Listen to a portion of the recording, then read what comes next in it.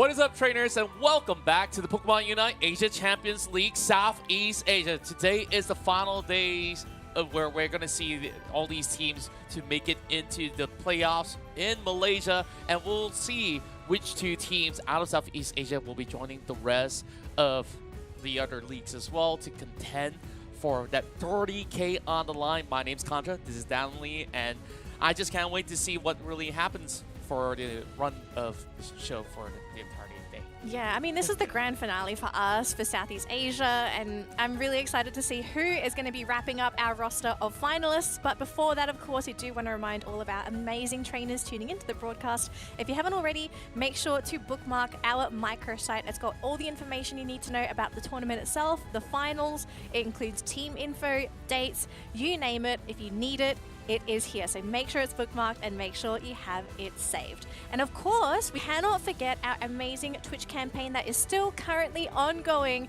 So if you didn't already know, make sure you head on over to Twitch. Watch the stream on Twitch because you also need to register your Twitch account on Stream Elements. Because why am I encouraging you to watch it on Twitch?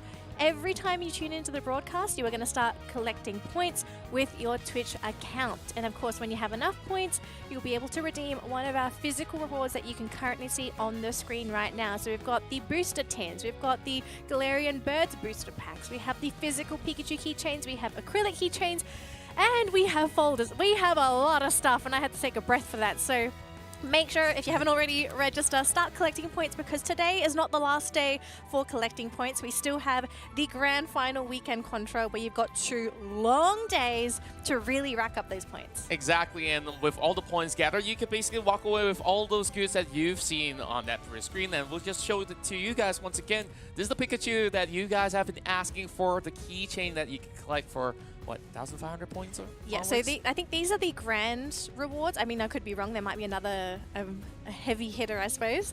But the 2 keychains, 1,005 each. If you're looking to collect both the orange and violet variant, make sure you save up 3,000 points. I can say it's actually quite difficult to save points because I think I've only hit 1,500. So wow. I can only afford one, but who knows? We can maybe save points for the finals. We've also got the acrylic keychains. Hang on, Contra, do you want to grab these? Oh, grab a few. Yes, we have a few of them here. I'll just show the Snorlax for the time being. You could basically... okay, we're just going to go off the screen. Yeah. That's fine. Have it anywhere you want. Hang it on your back, hang it on your pouches, and then of course the booster packs, of course, and not forgetting there's also the folders that you can collect. And this one actually comes with the Surfetch coin, where yes, I just love it because it's so huge. Like sometimes when you flip, like you don't know where it rolls exactly, but this carries a great amount of weight, so you know it's gonna be straight too far. I'm just handling all the merch, don't mind me. So I'll hold one for you. You can have 2. There's 4 of them here. So we've got 4 of the folders. Highly underrated. If you are not looking at the folders, look at them now because they come in. I honestly don't know what to describe the shifting folders. There we go. So it shifts between the holoware and the standard images. So I think this is the space style Lucario holoware, and then this one's the captain style Cinderace. And then Contra's got Sylveon, he's also got Wigglytuff as well. But there's I think 3 more versions. So there's Pikachu, there's Snorlax, and I think there's Zeraora folders, which we don't have unfortunately, but if you want to see what they look like, make sure you check the redemption site because it's got all the images for all the physical rewards. But we have so much stuff to give away, so make sure you save up your points. Now, not just that, if you want a bit of a different experience tuning into the broadcast, think about maybe watching along with some of our co-streamers. So on Facebook, we've got Master Ramen, Skyway, and Sungit TV, who are also going to be streaming the show as well, live, mind you, so they're going to see the action along with us, and you also get their commentary as they're watching the games too. So if you maybe are sick of Contra and I, which we hope you're not, maybe tune into some of our co-streamers. I think it'll be really fun to watch it with them as well. That's right. And also, just a side note, make sure you guys stick till the very end because we do have a really important announcement to make by the end of the run after, of course, we announce the champions of Southeast Asia. So with that, we'll just leave you guys hanging for now, and then we proceed to what we have in store for us for today, because we will have our participating teams from Southeast Asia contend, and unfortunately we had to say goodbye to 2 teams thus far. Escape 5 as well as Secret Rare have already been knocked out of the tournament, so it's really down to Team Rise, Team MYS, as well as Renaissance to secure their spots. MYS technically have already secured the #1 seed during the group stages, but now, who knows? By the end of the show, we might actually find ourselves a brand new grand champion. Exactly. Now we're just going to have a quick look at the tournament schedule. Our final match for the second stage of the tournament. Our first matchup is going to be Renaissance versus Rise. These two teams battle it out for that ticket to Malaysia and to be promised a $2,500 prize pool finish for the second stage. But of course, if you want to aim for that 5,000, you got to beat MYS in that final series of the day. So I know Contra and I are both looking forward to this matchup. Whether it be Renaissance, whether it be Rise, we both want to find out who are going to be the 2 representatives for Southeast Asia. That's right. Very final day for them to really prove their worth. And I'm just really here to see the best of Pokemon Unite that each side of the team have to offer. Renaissance have definitely made their name ever since the WCS days, even some say prior to that. Now, quickly running through the format, we've already completed the first stage, and now we're currently on the last day of the regular season second stage during the playoffs. And after today, we'll take close to 2 weeks of a break, and then we will have the grand finals of Pokemon Unite Asia Champions League to be held in Kuala Lumpur, Malaysia.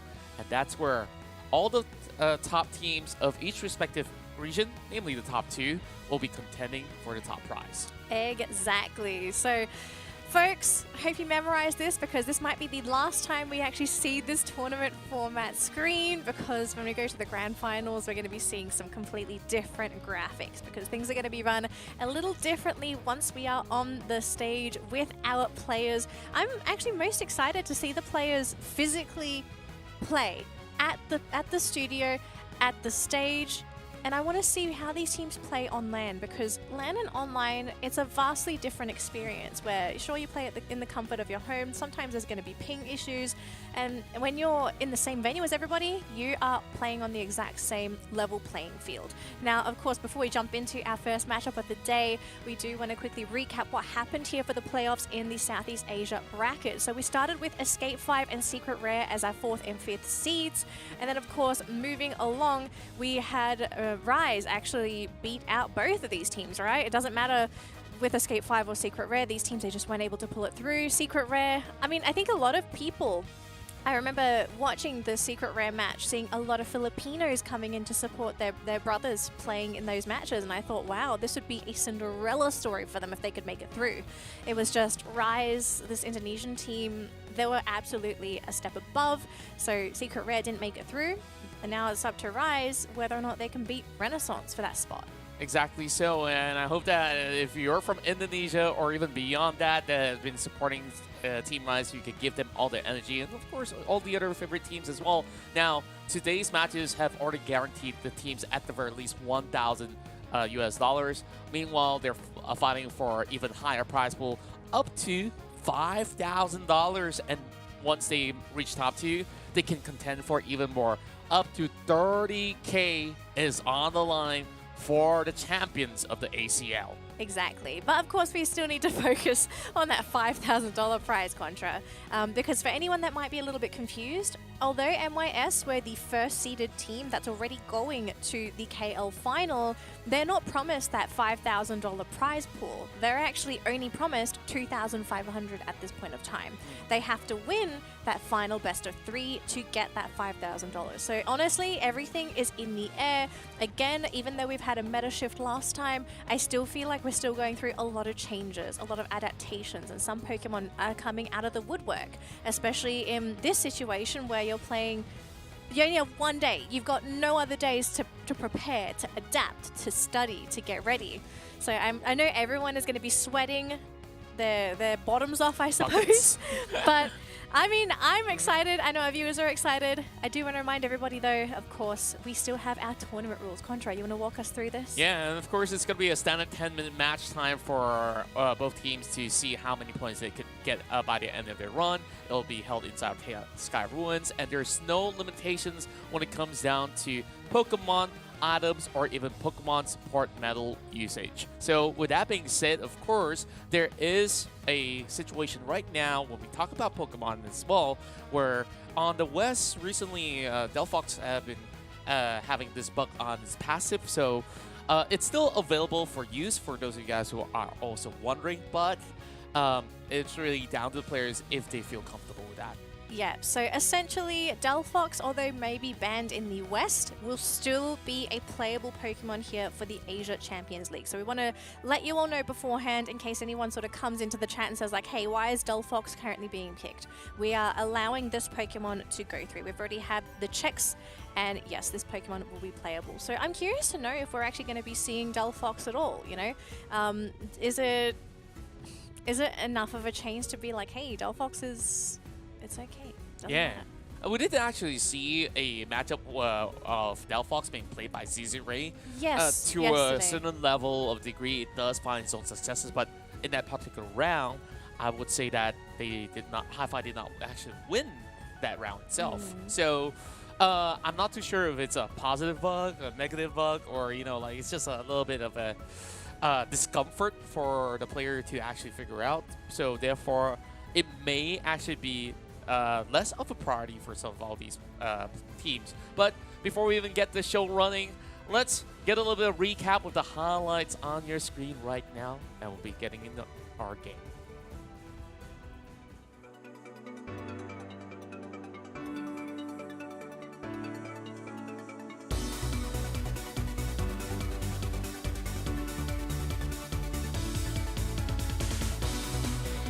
これストライクだけ倒して戻ってきたのは、いやしかしリゼが KO されてしまっています。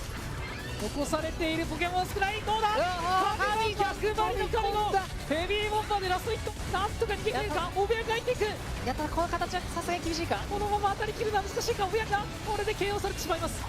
ダメージを出せるポケモンがもう残っていない。しかし届くか。ギルガルド届いた。一振り届いている。しかもこれも展開出るか。これも届いている。初歩のカメックス、ここで KO、3連続 KO。With it. Oh, big two-man snowball there from the Delphox. 5x drops as well. They need to get out of there. And so far, yep, there's going to be a knock. Big turn actually thrown down by that Blastoise. Lots of low health Pokemon on the side of Secret Rare, but I think they just have enough gas in the tank to keep on battling Mystical Mirage from that Mew to try and keep his teammates alive. As long as Eldegoss can survive, it's okay, but they've lost the healer now. Gangsing berputar Blastoise. Taekwondo sebenarnya langsung dimulai dan dibuka oleh Ion ya, dan Ion loncat ke dalam. Wow, loncat keluar pakai Glacial Stage-nya, dan di situ ada Hard One yang langsung mencoba menangkap XQ, tapi sebenarnya tidak berhasil, dan Hydro Typhoon kah? Got the boa lagi.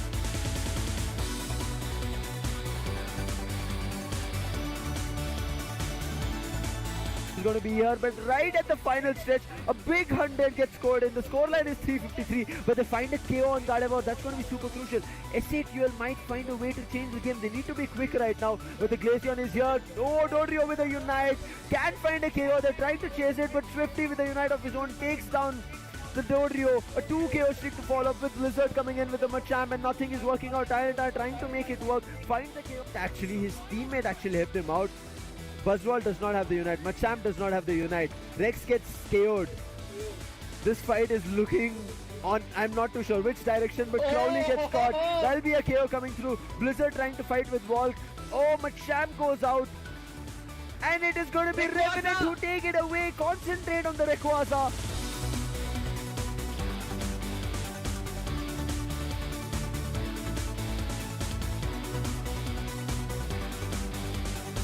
KO しているのはシークレットシップ。あとただストライクだけ怖い。いや逆選手が絶対に止めている。完璧だ。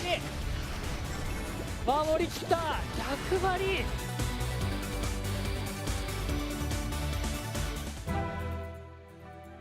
Alright, Pokemon trainers, welcome back. Hopefully you are updated on what's happened in the other regions. But before we jump into our first matchup of the day, we do want to remind all of you who is actually currently qualified for the LAN finals. I'm going to start with India because that was the first region to close out their final playoffs last week. And the two teams representing India will be Marcos Gaming and Revenant Esports. And of course, for East Asia that have just concluded yesterday, we congratulate High Five as well as T2 for making it through to the Pokemon Unite Asia Champions League. So the question now remains is, which two teams will be joining along the ranks of these respective names? Of course, we already have Team MY secured, so it's that one more slot that we're looking at. Is it going to be Team Rise or is it Renaissance? So with that being said, let's take a look at their lineup to elaborate further. Yes, so these are our two candidates that are potentially going to be walking along with MYS to the offline final. Now, Renaissance, I think this is a team that everyone knows Renaissance, right? Especially if you've been following the UCS last year. This was the team to place third at the World Championships and also basically represent APAC, as we used to be called back then. Whereas for Rise, for anyone that doesn't know who Rise is, they are the Indonesian champions for the Indonesia Open from last year. That was how this team got the invitation to the Asia Champions League, and they made it this far. But are they going to be able to go any further? And I think realistically speaking, Renaissance seem to have the edge because from statistics alone and their general play style, it just seems to be a much more refined team compared to Rise. But no pun intended, right? Rise, week after rising. week, they have rise to the occasion as they just kept improving with many of all these different style of play, and now with a more team fighting style, things are looking to be in better shape for ERXQ as well as Luna. This whole team might be up to something against Renaissance. So let's take a look at some of all these player profiles, and we start off with AXQ. Yes, so AXQ is going to be our feature player here for Rise. He loves to play Scythe. I'm assuming this is Scyther, maybe Sizzle, we don't know. And he also likes to play Azumarill. And he played his first MOBA when he was 13. I don't know if it's an appropriate question. I have no idea how old this man is. Yeah. He could be the same age as us, I was maybe gonna younger, ask maybe the same, older. like, I was wondering, So- by now, is he 20 over? Okay, hang on. I'm trying to think. When did I first play my first MOBA? I think I must have been 16. So he would have had an earlier start than both of us, I think. Yeah, So- because I actually started rather late, like when I was 17, 18. Look at us When I boomers. say late, right? I mean, like, I'm already revealing my age. Oh goodness, Turning here we go. 30. Oh jeez. Oh, he's blown it out of the water. But AXQ, I mean, this man has really, really grown throughout the tournament. We'll talk about AXQ a little bit later on as well. We are going to switch on over here to Rufus from Renaissance. Now, of course, contrasting favorite Pokemon. Rufus loves to play Sylveon and Pikachu. His dog's name is Eevee, and he's a Pokemon fan, but not a MOBA fan. I remember seeing Rufus's profile. I thought this was very funny to see that he loves Pokemon, but he's like, MOBAs? But I just love that, you know, like his favorite Pokemon is also Sylveon, which is basically part of the evolution. So Yeah. probably Rufus just really loves his pet really, really much. That, you know. Actually, I gotta just name it realized. after Eevee. High Five. Oh, maybe he forgot to change his player tag. I was like, hang on, is this the right region? Because we've seen some of the players using their old tags, and Yeah. some of the teams included, if anyone remembers them, Orangutan from last year at Worlds, the second team to represent APAC. Unfortunately, we're not seeing that tag for this year, but maybe we'll see them happening, or at least regrouping for the future UCS, which, if anyone doesn't know, information for the Asia League for the UCS is coming out soon. We can promise this, so make sure you're following all of the official Pokemon Unite socials, because that information, I believe, is going to be coming out in March. So if you are thinking about joining the World Championship Series, start making your teams now, because you are going to have to start playing real soon. That's now, right. Speaking of Contra, we've got some of the draft stats. Now, these stats are from last week. They're not fully, excuse me, I don't know what happened. They're not fully updated, but it does give us a good glimpse into how some of these, what the priority for Pokemon are so far. Yeah, overall, I think like Urshifu does have the biggest of priority since the start of the league. We keep seeing it being pick or ban. Back in the couple of days ago, we did remember this being almost close to 99% of the pick rate, but in terms of this health after the nerf, you see a little bit more of that water Urshifu, but it's not to say that it's going to be showing up in every single draft. Same could also be said about Mew in this particular instance, but overall, Snorlax has an amazing win ratio because it is one of the most stable defenders overall. And then Scissor has also been popping out radar, especially on how fast the speedster can basically clear off camps in the central area when you actually not evolve and stay as a Scyther. Yeah, and I think as well, something I want to talk about is, so it's going to be very interesting, especially if teams do decide to pick Delphox, because I know for a fact, and if anyone's been following the ACL, Delphox has been very popular in Southeast Asia. I think this is a bread and butter pick for a lot of the teams, and you see the win rate here, a 60% win rate on this Pokemon. Now, something to note as well is that we've seen a lot of teams pairing up Delphox with Gardevoir because both of these Pokemons have such good synergy together. Yes, they are both squishy attackers, but their unites are amazing synergistically, and they are able to buff each other up, right? Because Gardevoir is able to lower special defense, meaning that your Delphox is going to hit a lot harder. And I know that our 3 remaining teams playing in the competition for Southeast Asia, they both love these 2 Pokemon together. That's right, and of course that combines into a huge wombo combo after all, where a Clefable is usually being picked to also counter some of all these tricky to deal with Pokemon such as Urshifu as well as Scyther, and all you have to do is really to lock them in place with the gravity. Then just looking through the list itself, some of the priority picks like Dodrio have definitely slid down the list itself because it's a lot harder to do when you have this really huge sustained and tanky lineup that has been appearing across the board in ACS. Yeah, I mean, that is true. Although I kind of feel like we've also seen like meta differences between the 2 regions as well. And I kind of feel like in Asia, we're not seeing the big tanky comps coming through, right? This seems to be like an East Asia special. But for all we know, maybe some of the teams are going to be inspired to go for some of these East Asia picks. But it looks like the draft is ready, folks. So let's jump right into it.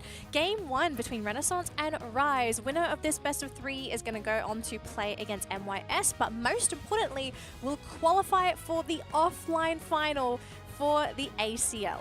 That's right, and now without further ado, let's get it in our way. And with Renaissance now starting off of the ban with Slowbro, which has been the most stable defender pick coming in for most part, and they opt to go in to secure a Blissey to kick off their run. So things are looking pretty standard for now, but Team Rise, they probably have seen some of the East Asian run and how powerful a Glaceon can be when activated. Yeah, and it looks like it's going to be a Eeyore Glaceon as well. We saw this man go absolutely ham with Glaceon. Untouchable, very flawless movement.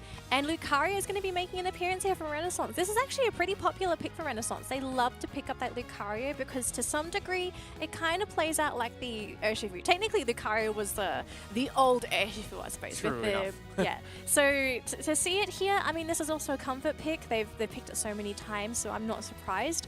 It's a great Pokemon to actually dive into the backlines as well if solo doesn't get caught. So it's something that Rise needs to be aware of, right? You've got to be wary of those backline divers.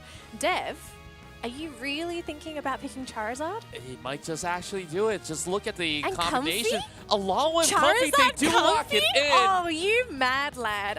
Okay, game This is the number most 1. unique draft that I've ever seen across the board for Southeast Asia. Oh, this and is now whack. Luna coming in with the final pick as a Snorlax, so they will be able to also have good resets coming in from the Hoopa when it comes down to the team fight.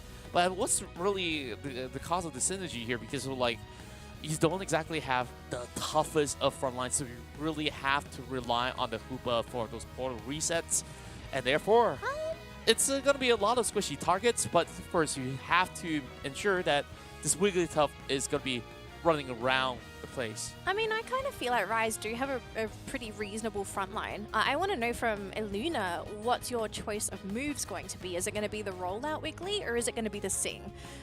Because if you go for rollout, then I actually think you have a rather okay chance of being a decent frontliner alongside Necro. But something we also need to think about here too is that we are seeing Rise play with some really strong Pokemon on their side. We know Eeyore is a masterful Glaceon. We've seen Axew pull out some whack numbers as well on this Delphox. So if I've been more concerned about Renaissance and how they're able to approach these backline attackers, right? Most important thing they have to do here is to dive in there and snipe those squishies. And I feel like they do have the potential to do this. I'm just wondering, is it going to be Rufus attaching to Cameru, or is it going to be him on solo? Like, who is the comfy partner here? Because I think at the moment, Cameru is probably looking like your best partner. Yeah, it probably would be the case, or it could also be solo in certain instances where they really have to go in to clear off the back line. So it really does depend on how you want to do it, because usually, like you did mention before, this is technically the OG Urshifu, right? Yeah, so the OG probably pairing with Urshifu. solo will be the best case scenario. Whereas when you look at the former setup for Renaissance, they have ample ways to actually pick off a fight, right? Like, especially with the charges out, so long as he does have his Unite move available, then you gotta find that opening window to really dive onto either members of Team Rise, though they do have certain mobility kit involved. So he's got to look for those perfect windows right after those usage. Yeah, I'm actually wondering as well, what's the choice of build going to be for Dev on that Charizard?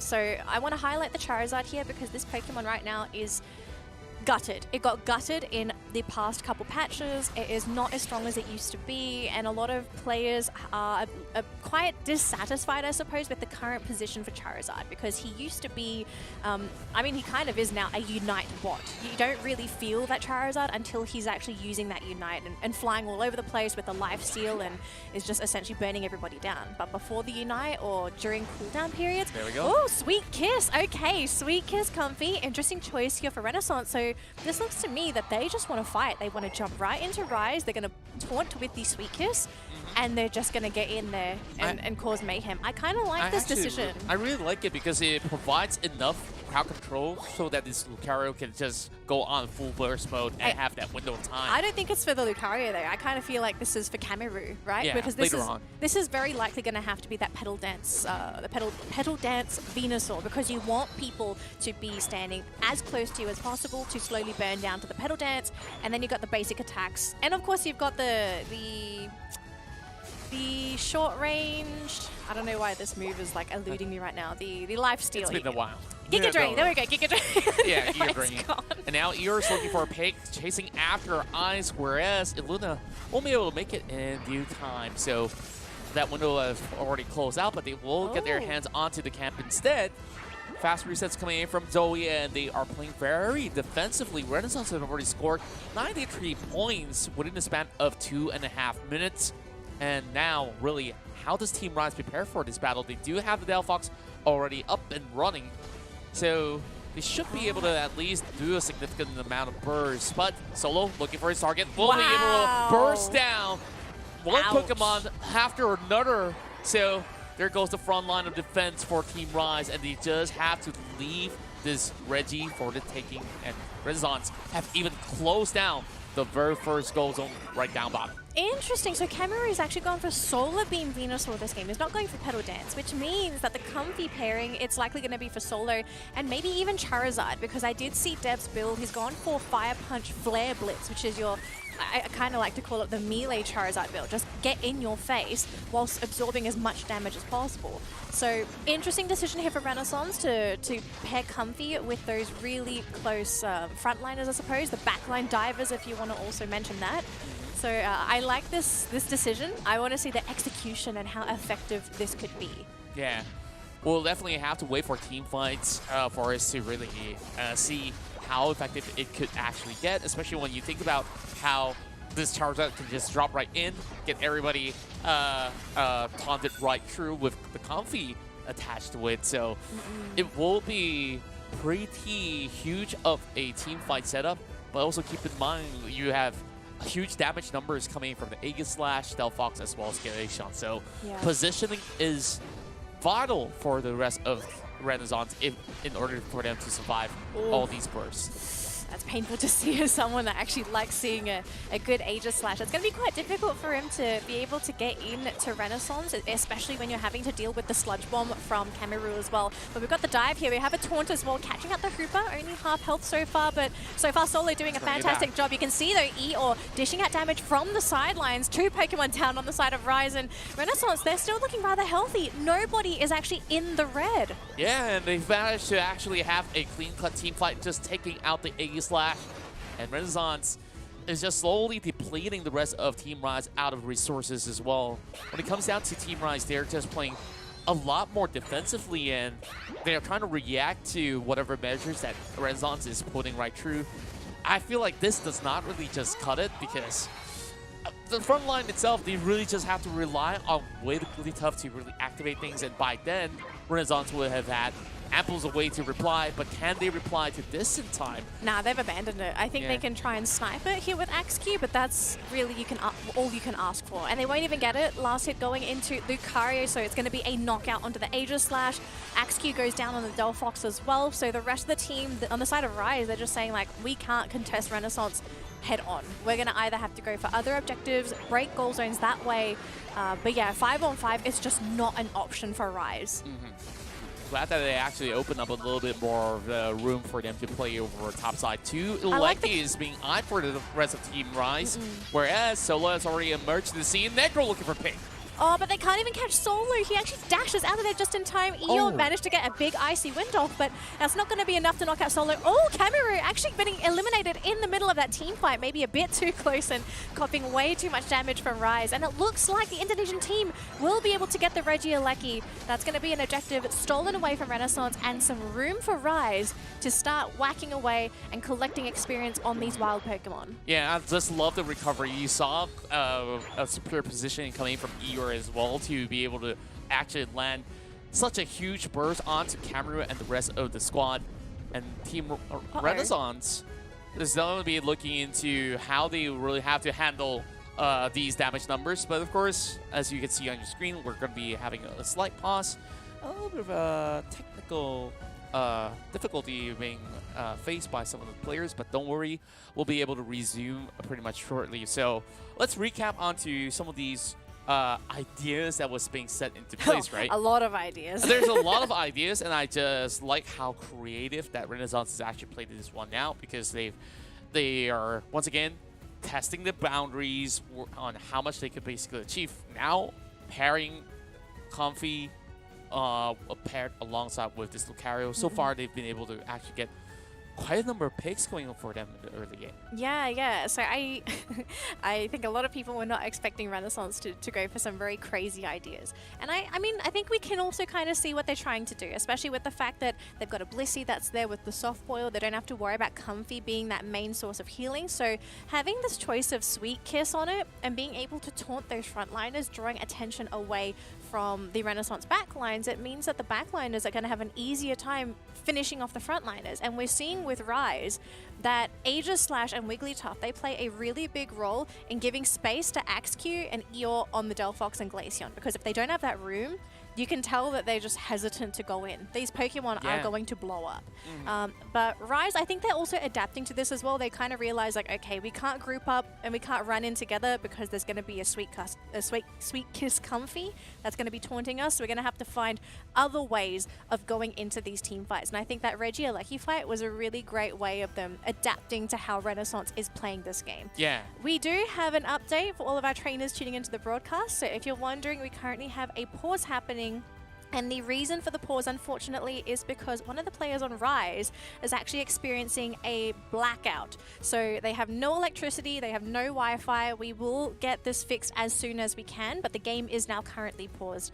We will give you an update on how quickly we can get this resolved, but for now, please hang tight. This is sort of, you know, good news for us, because it means you all will be able to collect more points for the giveaways. So don't go anywhere. Make sure you have the stream open. But if you do want to do anything, if you want to go to the toilet, grab some snacks. If you have to, whatever, if you have chores to do, maybe now's the best time to do it, because I think we are going to be here for probably another 5, I don't think 10, but we don't know. It might just be short, so we just give him a little bit of time. But going back into the conversation of how team fights is going to go about, like, Renaissance is running on this really double-edged sword situation where, you know, like it's either all in or nothing, right? So what I do assume is going to happen when it comes down to all these late-game team fights, especially around Rayquaza, is to have, okay, maybe this Comfy, if there is a window for solo, they're going to go attach him, and he may actually need to commit with an eject button to play aggressively. And so long as you could basically catch the Delphox or any of these squishy backlines very swiftly before they can even dodge out, it's a surefire way to actually take out one priority target, and if they can get their hands on Eeyore, that's huge value's worth. Yeah, I don't know if it's... I would love to think it's that simple, right? But then there's like all these other obstacles and hurdles that you have to deal with. I don't think all the pressure is going to be on solo. I do feel like Dev's Charizard is also going to play a really big role in having this executed, because he's gone for this stun-heavy melee Charizard build. It's not really melee, but you guys know what I mean. They have a lot of access to stuns, disables, and damage absorption. And then, of course, you've got the Seismic Slam, which I also think is going to be a pretty big factor if you want to maybe just bypass the front line and say, like, hey, I'm just going to fly over Rise. We're going to Sweet Kiss, but we're just going to go right on top of Eeyore and Execute, and we're just going to burn them to ashes. You know, send them back to base It's that such way. a huge zoning ability when you think about it, right? Like, especially when you're contesting a Rayquaza itself. You can literally cover the entirety of the pit if Team Rise is going to be at it, but they're having a couple of members playing on range Pokemon as well, so you won't assume them to really be clumped up all together. So Team Rise, what they could also look to do around the Rayquaza pit is to really play maybe on the top side of the pit itself, where you can still get those hits in, and you still have the Wigglytuff in position, so that they can go in for a better wraparound. Maybe. I mean, if we want to look at last hitting when it comes to Rayquaza, I kind of feel like Renaissance has the advantage for that, right? I mean, you've got Lucario, you've got Solar Beam Venusaur. I'm going to add a button to that because there's like fancy fireworks, and then you have... I mean, Fanciful's not a big burst spell, right? It's more like progressive damage over time. Especially then when you have the Glaceon that you melt so fast as well. And okay, then the Aegis Slash. Icy Wind, I feel like sometimes it's like very hit or miss. It does a lot of damage, but I think ultimately the big, in my opinion, I feel like the best last hitting ability would actually be on the Lucario, right? Otherwise, your backup for that is going to be Cameron on the Solar Beam Venusaur. Solar Beam is also probably one of the best last hitting abilities. So I feel like if it comes to Rayquaza, I'd be hard pressed to say that, oh, it's not Renaissance that's going to be struggling. I'd be saying it's Rise that wants to get rid of Renaissance before they even consider going on to Rayquaza. Yeah, and now I actually see the full picture of it as well, due to the explanation that you just give, where, yes, the last hit potential is relatively high, especially if Renaissance gets himself a lead. And you know what? Good news, we're going to go back into the game where I could basically elaborate on this further. So, with that said, right, so long as Renaissance have positioning around the pit, they will be in a firm advantage, I would say. Whereas Team Rise, they'll be hard pressed into the situation where you gotta burn down the Rayquaza very quickly before Renaissance gets to you. Yeah.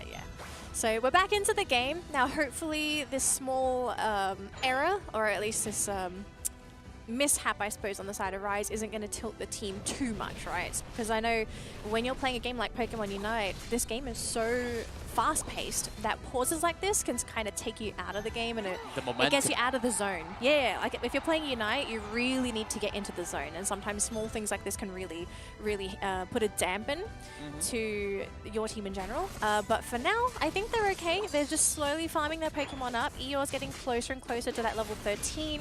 They're going to give some experience as well to Necro, because he is still sitting on that level 11 mark. But you can see both teams are just preparing for Rayquaza. They want to try and get their upgraded moves. They want to make sure that they are as strong as they possibly can be for when a battle does erupt around that Rayquaza pit. Yeah, very interesting position coming in from Rise. They are doing it as planned. As you can clearly see, they're actually holding on towards the top end of the pit itself, whereas Renaissance is going to be holding a little bit more defensively somewhere across the central area as well as on the southern side.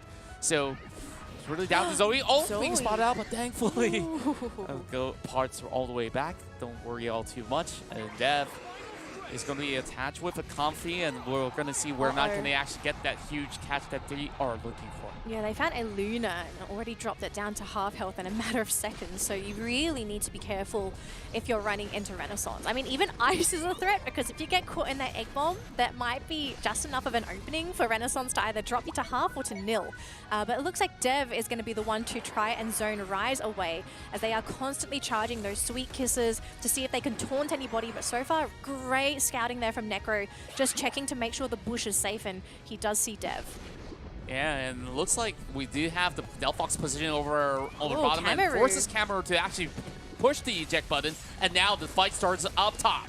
And they're going to go for it. Fanciful Fireworks going to be zoning out 2 on the side of Renaissance, meaning that the team is now officially split. And is this actually going to be the fall of Renaissance? 3 Pokemon down. Necro? Rise, they're actually going to be able to do it. Ice is going to be a nuisance. He's trying to knock out Necro, but he can't quite eliminate the sword. And he's the last Pokemon alive as well. Ice has the whole team on his shoulders, but look at them. They're just saying, you are not going to get that Egg Bomb steal. We are going to get it. Rise, that was such an amazing play, being able to split the team with the fireworks because of the damage that they were able to do on both Cameru and Dev, and that was when they just assassinated the entire roster. Rise, what a surprise comeback. What a huge round itself, where you saw the initiation coming from AXQ, where he just basically dropped what you said, the fireworks on top, and then Cameron was forced to back out so early on, and it all funnels through this huge slice and dice situation where Necro has gotten so much more. And speaking of Necro, he will falter in his pursuit of trying to score a couple more pointers in. But this is Rise going up ahead Renaissance here in the series, and they will be going in to their match point. Oh my goodness, I could just imagine all the Indonesian fans going absolutely ham for Rise. They've taken the first game off of Renaissance in a LAN-deciding best of 3. With this 1-game advantage, now they're just 1 win away from actually getting that ticket to the offline finals. Whereas for Renaissance, I mean, they pulled off a very, I think, unique draft. They were trying to go for a very execution-heavy lineup. And unfortunately, it was just a little bit too difficult to execute. Rise, realizing the weak points of Renaissance and utilizing what they have, they just outplayed them at the Ray Pit. Yeah, and like overall, like what they needed to do is to really take charge of the entire section, and they actually did. Renaissance, they weren't exactly late to the scene. They did secure all the involved Reggie at the bottom lane, but it didn't seem like they have enough to actually follow through. And then you look at the burst damage from all 3 major components, right? ER, Necro, as well as AXQ. They were all on perfect duty, and you came in with Ilona and Zoe with the setups. It was just pixel perfect. It didn't seem like Renaissance could have responded. Yeah, I really think like ultimately it came down to that positional advantage from Rise and them just finding that split-second decision. AXQ makes the call, throws down the fireworks, splitting Renaissance. And I think, especially in Unite, sometimes you can't afford to have your team split, because this game, Pokemon get knocked out so quickly. Everyone is so powerful. So to be split, even just for a couple seconds like this, that means you're not able to reinforce your team. You're not able to apply pressure to the necessary Pokemon. And Rise, they just collapsed. They just... I'm speechless, you can tell. Renaissance. But they just did so well. I really want to praise Rise here, because I think they've really exceeded expectations, especially in this matchup. Exactly, and now 1 more point away from securing that golden ticket to Malaysia. I'm pretty sure that they are absolutely ecstatic, so let's actually head back into the replay of what went down. Early game, sure, they had their fair share of struggle trying to get up to speed, and then you have Solo that did manage to get so many catches, and it's just value all around, whereas Renaissance have been able to just secure back-to-back Reggie at the bottom, but 2 times in a row, Rise answer back with good lucky. Yep, they answered back, and I mean, they answered the call, right? This game was calling their name. Their name is possibly going to be on those flight tickets, and so far they're halfway there. They just need to make sure that they can pull this entire series through. And I could see, especially watching this game when Rise were participating in these battles, you could tell this team is hungry. This is something that's not really spoken about when it comes to competitive games. You can tell when a player is hungry for that victory, because not only do they do everything necessary to win, but sometimes some players really hyper-focus when they're hungry. And it's a reason why there's a lot of praise given to new blood, because they're hungry for that victory. They do whatever necessary, and they're able to build a name for themselves and a reputation because they put their heart and soul into this game. And I mean, Rise, they had everything that they needed. They had Pokemon that they were comfortable with. They had a very stable matchup that was very well-rounded. It wasn't a case of like too many range attackers, too many tanks, too many squishy Pokemon. I thought their lineup looked rather even robust across the board. Yeah, they had the frontliner, they had backliners, they had their support, they had I mean, they had two supports really, so I mean, I am really, really shocked with Rise's win, but it's a good shock, because I think most people that were watching the broadcast are thinking like, oh, this is just going to be an easy 2-0 for Renaissance. No. I call them rising stars for a very good reason, and like they are just proving me to be right in this run once again, because initially when we start things off in the league, we see them really rely on ER to do most of the work, and then look at this current even distribution going all around. Yeah, they've really grown. Like the past matches that they had during this playoff stage of the gauntlet, we start to see a little bit more of AXQ, and now it's Necro's turn. Yeah, exactly. I really wanted to talk about this earlier in the broadcast. We just didn't have time. But yeah, I think that was a really great point. The fact that Rise, they started from this sort of like 4 protect 1 strat where Eeyore was carrying the team on his shoulders. Now they're actually walking hand in hand in these games. You can see everyone is high impact. It's not just Eeyore anymore. Everyone's playing these vital roles, and it's working so well for them. I mean, this team fight was a great example of how far Rise has come as a team. It's not Eeyore sitting there pulling out 200,000 damage on Delphox. You know, Necro's there pulling his weight, creating the openings. AXQ is also dishing out more or less the same damage as Eeyore. And then let's not forget the supports. You know, sometimes people say like, oh, but the supports, they're just there for healing and disables. If it wasn't for them, they wouldn't have had those openings as well. It's not just Necro. Necro has to work with the entire team to make those openings. Yeah, and now they have managed to also take 1 point off of the heavy favorites Renaissance. I believe that Renaissance will also be really amped up to what they would actually bring to the draft. And speaking of which, here we go, into game 2. Renaissance need to pull it right back with 2 back-to-back wins. Only takes 1 more for Team Rise to get those golden tickets. And now, what is the call for Renaissance? Because clearly there was a little bit more of an instance where Renaissance was actually facing with this difficulty when it comes down to the level of ease, when it comes down to execution. Perhaps they could actually find something that's a little bit more lenient.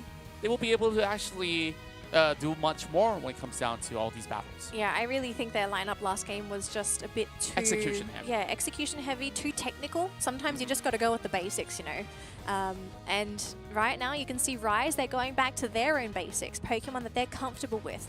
And the fact that Eeyore and Necro are going to be getting their, I want to say, signature Pokemon now, because this has really worked with them for the past 2 weeks. You have to think, okay, what's Renaissance's solution to this? And they're going to run it back. I don't think Rufus and Dev are going to go for Comfy and Charizard again. I think we are going to start see some changes for these 2 players, because I think it was just a bit too complex. But yeah, you can see Rise, again, they're just going to continue on picking the exact same Pokemon. They've got the Hooper now that allows for the resets and also the teleportation with Rings Unbound.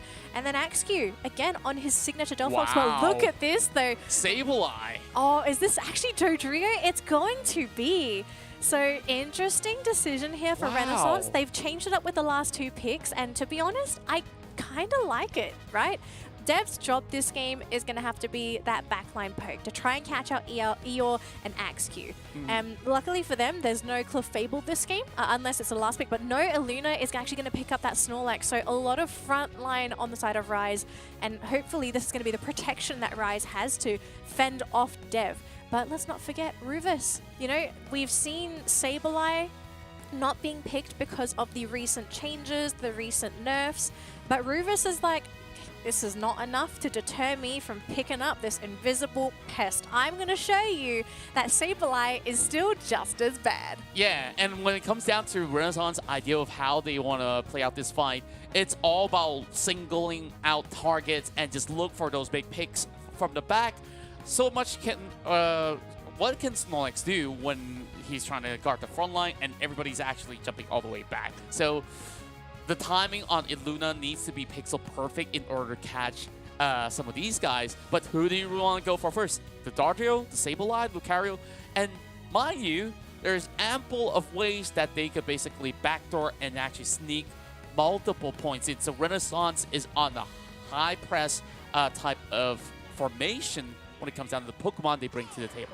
Yeah, definitely. I'm wondering if Kemaru is still going to go for the Sludge Bomb Solar Beam build, or if he is ever going to pivot back to the Petal Dance. Because I don't know if you can. I don't know if you want to go for Petal Dance in this game either, because you've already got a lot of frontliners, right? You've got Lucario, you've got Dodrio, and even Sableye is kind of actually not a frontliner, but a melee Pokemon. You want to have someone that's ranged that can deal damage from the back. But we'll see what he decides to go for. But you can see Rufus already just being a pest with that Sableye, just going to try and get those steals. And he was successful, actually. He's got 5 points to his name. Yeah, just going to be one cam for the time being. But Solo. Solo's getting punished as well. Zoe will secure the very first knockout, whereas Illuna is just trying to see if he can snatch that away. And yes, he does, it seems. Yeah, looks like it. Bottom there, we're seeing a lot of pressure from both teams. If they have a Bulbasaur Chansey lane up against that Snorlax and Fennekin. So far, it's looking pretty strong here for Renaissance. They have the sustain, they've got quite a bit of damage, but we know Delphox is a faster evolving Pokemon. So I wonder if they're able to get some knockouts onto Kemaru before he hits that level 9, right? Because this is not just anyone playing Delphox. This is Max Q. Yeah, and we're looking at Renaissance as well. Their lineup is also going to be able to match up to the Temple where... Oh, 4-man fight. Oh, it's a 4-man collapse. Oh, wow. They're going to be able to score all those points. Unfortunate that they couldn't get the knockout onto the Braxian. Yeah. But I think you just sort of want to do as much damage as you can, get rid of the goal zone, and most importantly, that speed flux. That's true. And overall, Renaissance, you already have this Dodrio online, so he's just trying to find ways to wiggle into those rooms, but now needing to also secure even more pointers. Now that you spot out Zoe, and perhaps this might just be a really good pick over onto Eeyore, but it will be transported back for the time being. 1 versus 1, solo. Try to call in for backup. Here comes Rufus. It might just actually be picked up, but Neko instead being held back. And here comes Rufus assassinating him down. Yeah, my goodness, it's been a long since I've seen a competitive Sableye, and Rufus sort of, I guess, it's given us nightmares, the past nightmares that we had to encounter, the Sableye meta, this invisible Pokemon that no one ever sees coming. This is, I think if you're Rise, you're going to have to realize, like, all right, even if we see somebody alone, you kind of always have to assume there could be a Sableye nearby that's going to be a pest. And I think this is going to be a pretty big advantage for Renaissance, because now Rise can't simply go in and get any knockout willy-nilly. And as you can see, we're seeing a backstab here on Rufus, so he's actually looking to try and make space for his team if Rise do step too far from their goal zone. Speaking of which, look at that! Oh my gosh! immediately goes down, and my goodness, Renaissance, they got damage for days. Yeah, you have to be so careful. You'll never see the Sableye coming unless it's too late. And Rufus, he's showing us. He's just a madness right now. Rufus the Menace. Too bad his name doesn't rhyme. I would have loved to rhyme it. But it looks like both teams are going to prioritize that bottom Eleki. Oh, sorry, the bottom Reggie. Eleki's up top.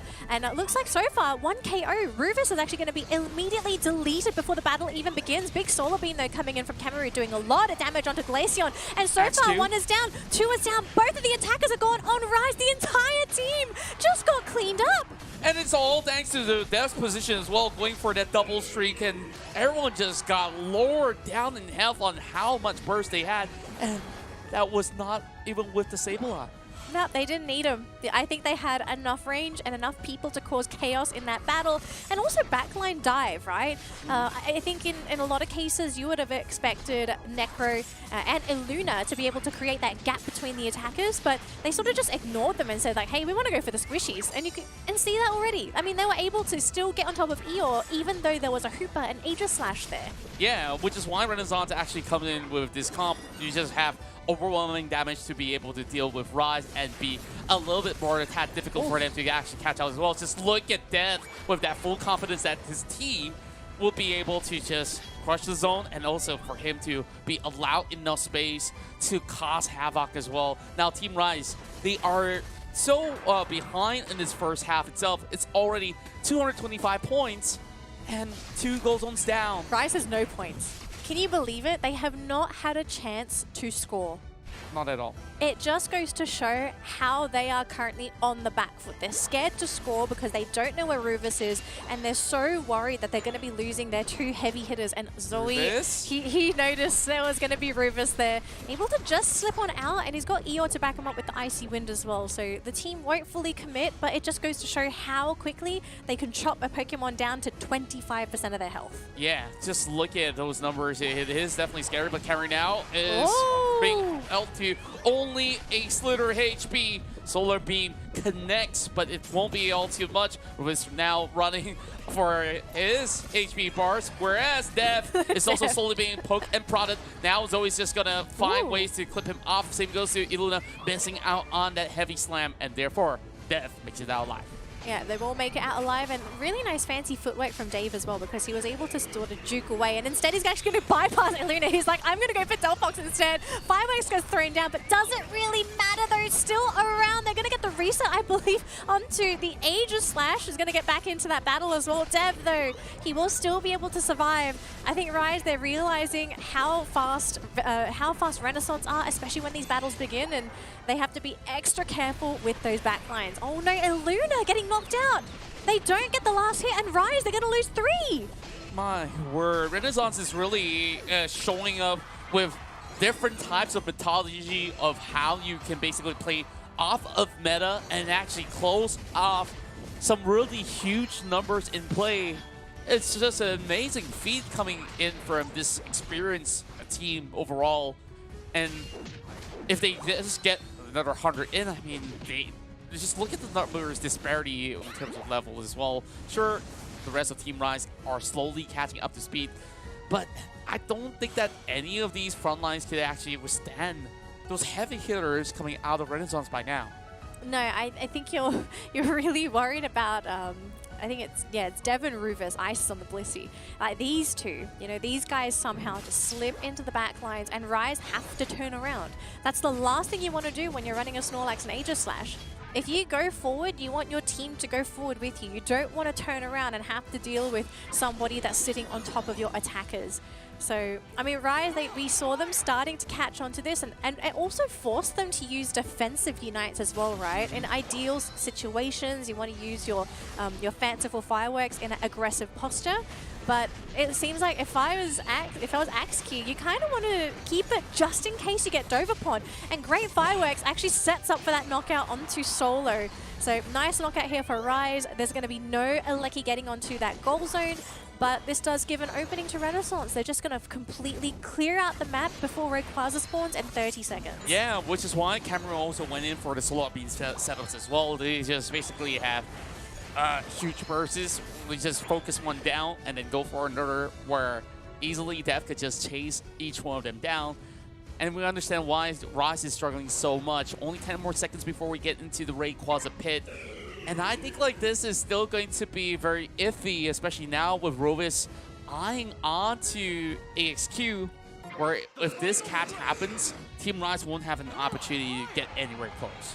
Yeah, so it's really going to come down to this Rayquaza battle. Now, folks, because Rise are currently at a 1-game advantage as they won the previous game, Renaissance need to win the game. And there's 2 ways to go about it. They either manage to successfully defend the Rayquaza and don't let Rise score. And so far, it's going to be much easier because Illuna got deleted. The alternative is that they somehow are able to get the back caps. But if you look at their lineup, they just don't have a back capping lineup. And I actually think Rise is just about to go down here. Illuna going to be respawning, but look at how low health a lot of the Rise heroes are. But in the back lines though, we're starting to see 3 Pokemon being removed on Renaissance. It's actually going to be down to Rufus and Solo. Rufus is Team down. Rise. Solo is literally solo. And I don't think that there is any form of answers back. Team Rise, they have done it. They are now looking for the It's not Rayquaza. it. It's This not might over. just be it. There's It's- still the Blissey though. It's not over. Now, they are going to get the shield here. Rise with the scoring advantage. They've got 50 seconds to score, and they're going to be able to get, I do believe, at least 200. So they are 2 points ahead of Renaissance. If we can get any more, Another one. it's going to be another 100. So Renaissance, they are now on the back foot. Not only do they have to get rid of the shield on Rise, but they somehow have to back cap at least 100 points. And I don't think it's going to be possible. 102 if they want to tie, 103 if they want to win. Less than another- 30 seconds another on the 10. clock. Another 10 on board. This might just actually secure it. Rise. Now really down to Solo. He does have 28 points. But now, how could it make it though? Right over on the bottom, we do see another member of Rise looking for another 10 100-point seconds. Booker. And Team Rise, they have done it. Renaissance overwhelmed, and Indonesia will book their tickets along with Team Rise to head to Malaysia for the Asia Champions League. This is a huge upset. A lot of the people tuning into the broadcast were expecting Renaissance to be able to pull it through in the second game, but Rise, they make it count where it needs to. They win this best of 3, they get their ticket to Malaysia, and of course, another thing, they'll have to play another series up against MYS, but they're going to take home at least $2,500. I don't think anyone expected this 2-0. This is the biggest upset in the history of Pokemon Unite so far, where you have Team Rise, of course, being the champions of Indonesia. They have never been to the global stage as of yet, and you take out Renaissance that have been there in almost every single major tournament that there is. And now, Team Rise are going to be one of the teams that everybody will be eyeing on Wow. to perhaps be crowned as the upcoming Asia champions. My goodness. I didn't see this coming. You didn't see it coming. I was at least hoping to see a 3-game series, but not this 2-0. Absolutely not. But I think a big contributing factor to Rise's victory is the fact that they were able to just get their comfort picks, Yes. right? They didn't really have to contest for any of the Pokemon that they played in that first round. They beautifully executed, even though Renaissance were actually drafting Pokemon to pierce through that front line.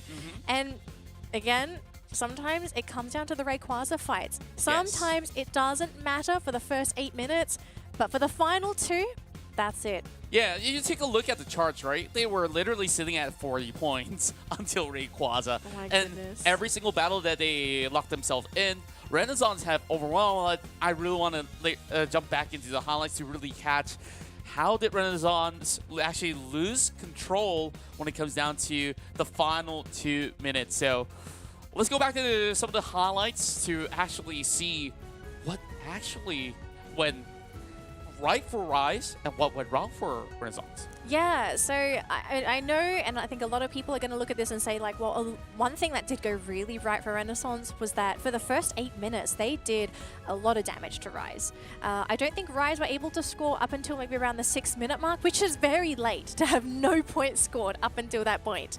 So Renaissance, they were just so aggressive, and Rise were so scared to score. But that didn't really worry Rise at all. They knew they had a big team fight composition, and if they were able to manage to keep up in terms of levels, and they were able to also somehow split Renaissance, that might be the key to victory, and that ultimately ended up being the solution yet again for Rise, because we saw the fight just being absolutely split across the board. And overall, look at Team Rise composition, right? They drafted this form of anti-tank type of setup where whenever they see Camero, he just gets melted off, and then everybody is just basically free access. The moment that Ice dove upon Necro, they didn't actually secure him in time, giving him so much more room and space, and then Zoe was being put at work all the way into the back. And then it's just free hits after free hits going in for AXQ as well as the rest of the team. And that left Renaissance in such an awkward position whenever they wanted to take a deeper space into the central area of Team Rise, and perhaps they really paid the heavy price for it. Yeah, it's so unfortunate that we didn't have a bigger picture of that battle, right? Because we only kind of saw half of that team fight. We didn't really see the other half.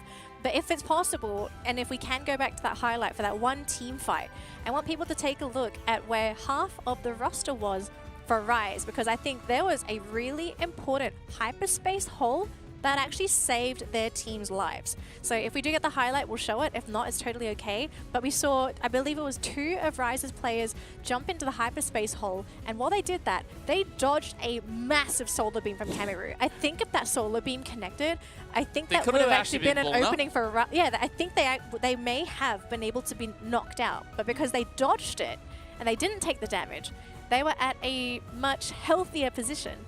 But we're going to have to leave it at that because, of course, we have a winner's interview coming right up, Contra. We're going to be speaking to Eeyore, so we're going to welcome him to the stream right now. Eeyore, congratulations on your win, 2-0ing Renaissance. Did you expect that 2-0? Yeah, somewhat. I mean, I love the confidence. I mean, realistically, we expect a win. It can be 2-0 to 1, and even if we lose, so be it, right? Because we really respect them a lot. They're a really good team. But yeah, I guess today Rise is the stronger team, and we beat them.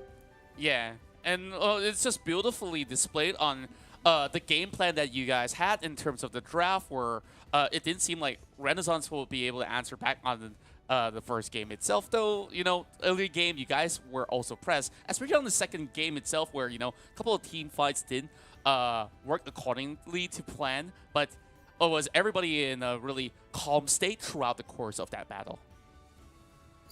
To be honest, the second game was easier because the first game and the second game went kind of, I mean, for our mental, because the second game kind of went accordingly like the first game, and in the first game we were kind of panicked. We weren't sure that we are able to come back in the game, but once we did it the first time, we know that we can do it for the second time, and that's kind of what happened. So, Eeyore, I want to ask you, so you basically ran the exact same draft for both games, and then we saw an adaptation coming in from Renaissance, right? They picked the last 2, which was Dodrio and Sableye. Now, seeing those 2 Pokemon being chosen from Renaissance, what was your team's adaptation to those picks? Because it drastically changed how Renaissance played that game as well. And we didn't see you guys score until, I think, the 6-minute mark. You got your first score in, but it really came down to Rayquaza. So how did you guys sort of change it up with those 2 picks?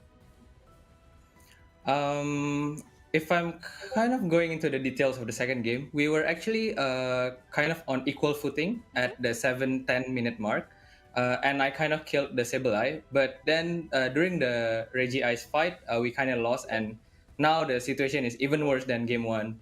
But for the draft itself, we were confident with our picks. This is kind of what we prepared for second pick, by the way. So if we had gotten first pick in the game, then it would be completely different. But yeah, we are very confident in our strategy, and if it's not good enough, then so be it, right? We tried and gave our best. And of course, now you have also secured the final few tickets for your entire team. What does it mean to you and the entirety of Team Rise? And next, you're going to be facing against MYS. So I just want to hear your thoughts on, you know, what you're looking into the finals. Yeah. Yeah, it really means a lot to all of us. We have received so many support from Rise, from our friends, also some international friends, and we managed to make it over the finish line, and you will see us again next month in the offline event in Malaysia. And to be honest, we don't really prepare anything for the finals because we know that this match that just ended is the highest stake game, and I guess we're just going to continue with what we got in the finals, but some can say that we have achieved what we came for today. All right, so I'll ask our Fantastic. final question before we send you off. Firstly, again, congratulations. You're going to be flying to Malaysia next month with the team. So, of course, what has the team got planned for practice, for scrims, to prepare for this LAN final? Because I do believe this is not your first LAN final, right? I think the Indonesia Open was a LAN final. So how are you guys going to prepare for, I suppose, your first international event? Yeah, I mean, it's very exciting, and it's kind of the first one for us as well. We don't have an example that we can go back to, right? So this is our first time doing it. I guess we're just gonna continue doing what we're doing right now, because even throughout ACL, we believe that we have evolved further compared to week one, or even compared to Indo Open. And now that we have some international friends, international exposure to help us, perhaps we can practice even better. But of course, for the next week, we're gonna maybe take a break, spend some time with our family, our friends, and then nearing the offline event, we will go into a full practice mode again. All right, we don't want to hold you up for too long because you still have one more series to play out. I just really want to thank you for your time, and maybe we'll be able to speak right after this if you do win another set of series. So yeah, we'll probably save you for that. Thank you so much, Eeyore. I'm so happy for you as well as Team Rise. Keep on going, and we're cheering for you. Thank you. All right, bye. Thank you too. Oh my goodness, I am still flabbergasted that Rise were able to pull a 2-0 off on Renaissance of all the teams. Yes. And for anyone that's a little bit confused why there's so much hype around Renaissance, this team 2-0'd practically everybody during the group stage. The only team they didn't 2-0 was MYS, which is the team that is currently in the first seed that Rise will be playing up against next. Now, I mean, Eeyore did say that for them, this was like their golden game, right? They want to make it to Malaysia. Now that they're already in Malaysia, this is sort of a bonus for them. And I'm curious to know, are we going to maybe see the same stuff from Rise? Because realistically, what they played was perfect. It wasn't broken. Yeah, and overall, sure, it was a little bit of that Fury fights that also led up to this, because we saw them going on deficit, but cheering for the man, they were calm, collected, they knew what the game plan was, they strike goal. And now I'm just excited to see the very final series, but before we even get ourselves there, I believe we do have a short break, and when we do come back, it is your grand finals for the Pokemon UNITE Asia Champions League Southeast Asia.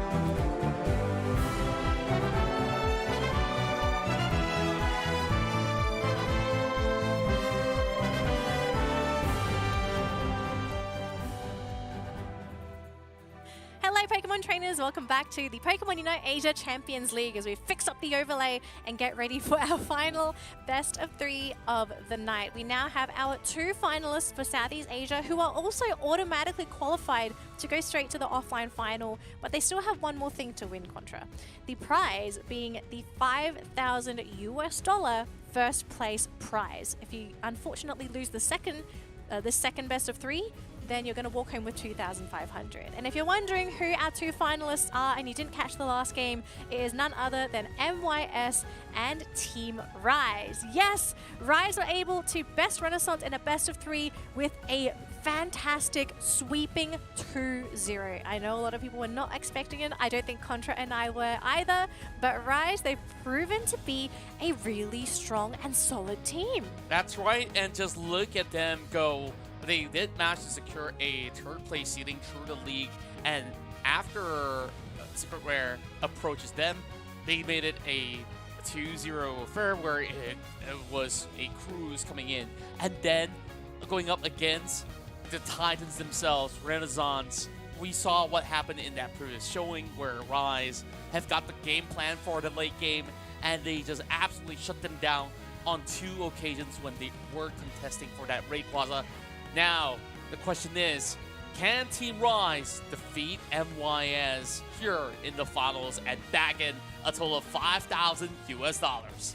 Look, they were able to beat Renaissance. I actually think Rise have a pretty good chance of at least pulling it to a 3-game series. And I actually kind of feel like they have a good chance at even beating MYS, right? Both of these teams have beaten Renaissance, both of them beating Renaissance 2-0. So I don't think this is going to be an easy matchup at all for MYS, and of course neither for Rise. We've got 2 titans of teams here, but I think the big question is who's going to get their comfort picks, right? Because these 2 teams, they play vastly different play styles and they have pretty big difference in their preferred pool of Pokemon. Now, of course, Team MYS and Rise, our 2 finalists for Southeast Asia, as you can see on the screen. Team MYS, your first seed for the region, features Yang, Nightmare Foxy, Froggy, Yemu, and Reballs. That's right, and on Team Rise, the names that you've already known from the past series, it's Zoe, Eeyore, AXQ, Necro, as well as Illuna. And I just love how this team have grown strength to strength. And finally, we've seen them now in their prime form, and perhaps they have not really shown us the 200% of what this team has offered, but I believe that we're already getting ourselves that 100%er coming from Team Rise. Where ER said he may not have prepared for this finals, and he will take it one step at a time, and who knows, maybe what they have currently could already best Team Alliance. Yeah, who knows, right? I mean, we've seen Rise develop their own play style, and they've been executing it rather well so far. And of course, like, yeah, maybe they had a bit of a struggle in those past 2 games before the 2-minute mark, but of course they won the series because they won the most important team fights, which were around the Rayquaza pit.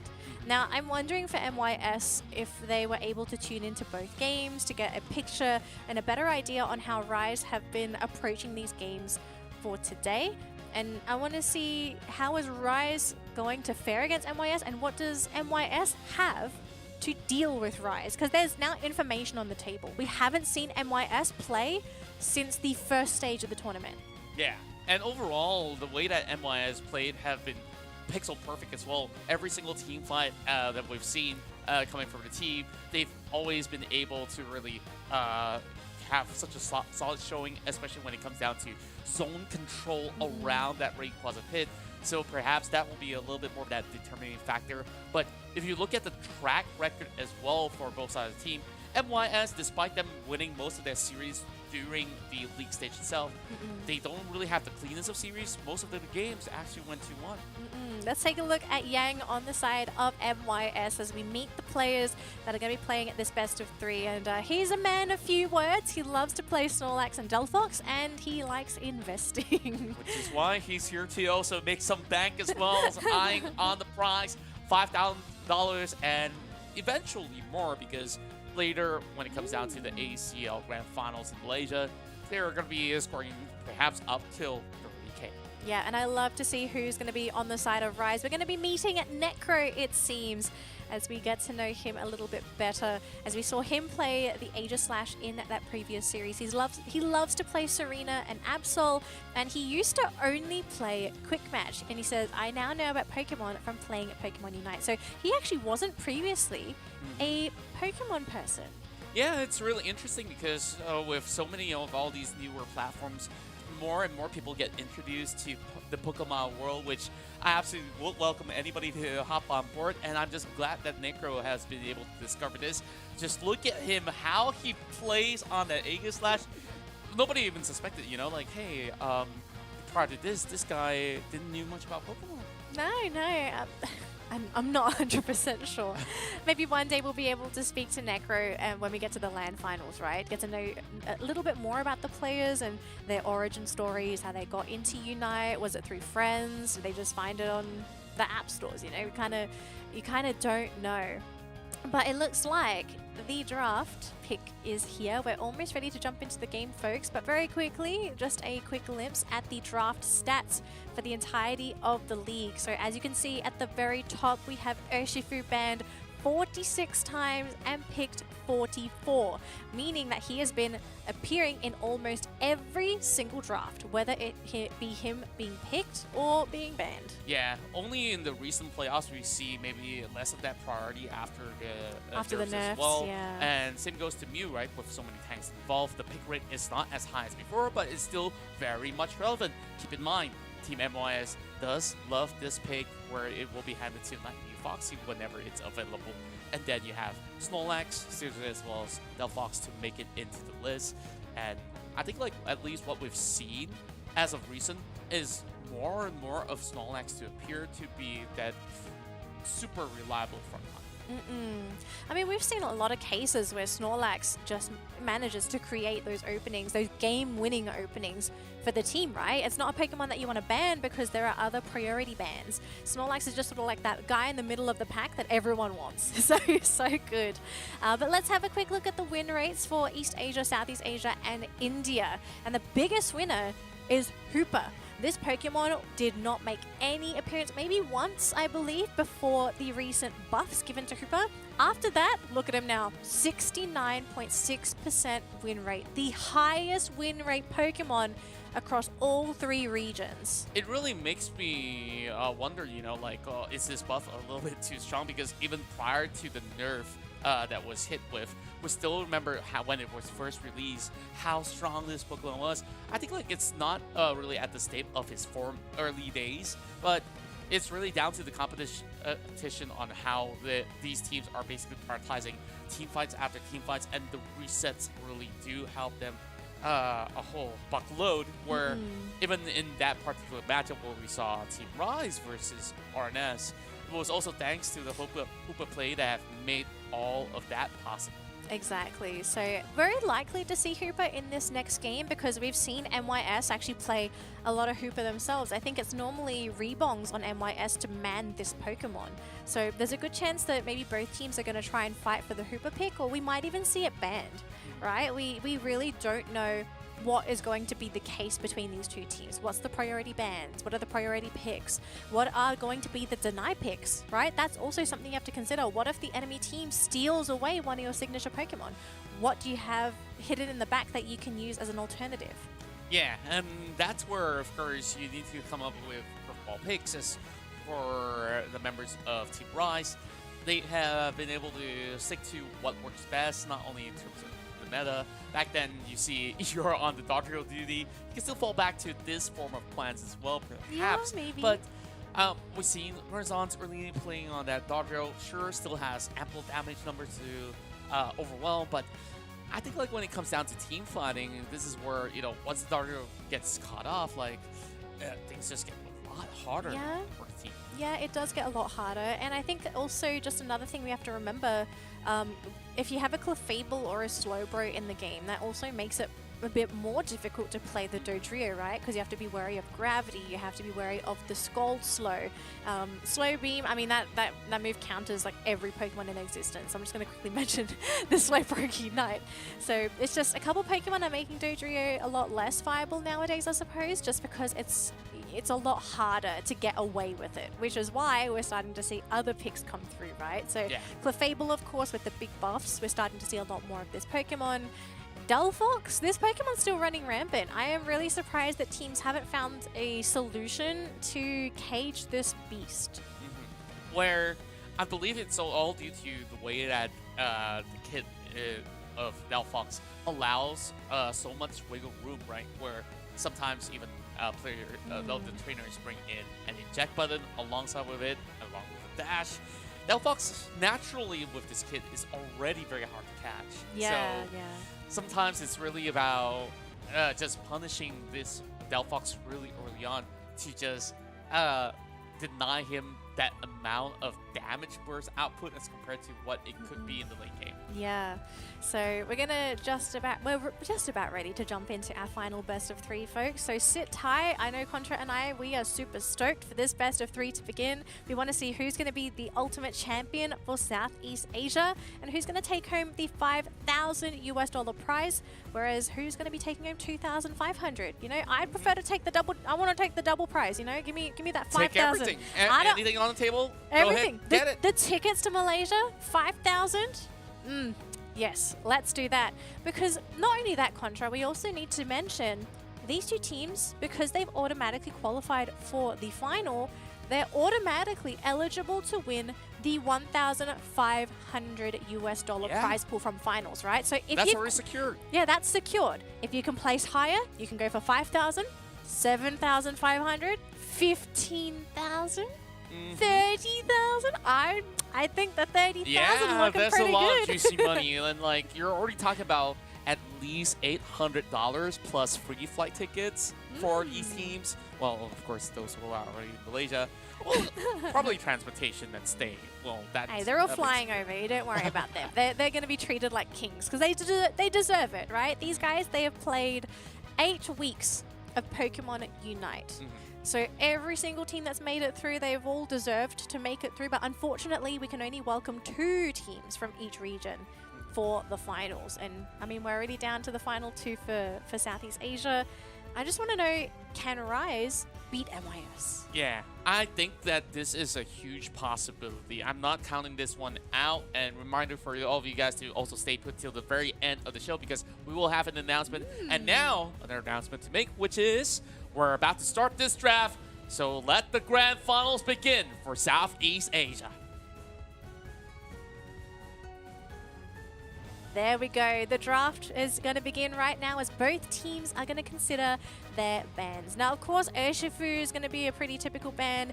Mew, especially if you're playing against MYS. But I'm wondering, like, what are you going to ban if you're MYS? After seeing Rise play those 2 games. And interesting, it's going to be the Mew ban and the Urshifu ban. Yeah. So Delphox is still in the pool. We're still going to see Aegislash. I mean, that Pokemon is almost never going to get banned. But the one I'm surprised about is the Delphox just being let through for free. I think like the high priority here from the side of Team Rise for all the games, they first picked this Glaceon because Eeyore is just so proficient on this Pokemon. And then now, Team MYS, they're also looking at ways to also hold them back. So I would assume Team Rise, when they look into this composition, great, more tanks for us to shred. We're just going to run it back like how we did in the lower bracket finals. Yeah, and Rise, you don't need to fix a composition that ain't broken. I mean, maybe it's broken in a good way, wink wink. So you get their 2 powerhouses, right? You've got Axew back on the Delphox, Eeyore again. You know, you've got that first pick so that actually got you that Glaceon. You've got Necro as your frontline protector. That's also going to make those openings. But look at what MYS are going to be going for. So we're going to see Yamu play on the Blastoise. I think this is a really interesting choice for this matchup because now suddenly you have to worry about Hydro Typhoon. And if you go for the Rapid Spin, Rise actually don't have a way to control this Blastoise. Indeed, and I think like what really would add up to Team MY's roster right now is Talonflame? the hyper-aggressive Speedster. There is also Cypher available if they really want to, but they are bringing back the Zoroark. This is the pick that denied entry for Arnis into securing the first spot. And they're really thinking about it because you look at its 3 squishy targets. I'm just going to run at them and I'm going to pick them up before they can do anything about it. And also, mind you, this Venusaur pick could also run into that Solar Beam transition where you have more damage numbers to offer along with the Blastoise.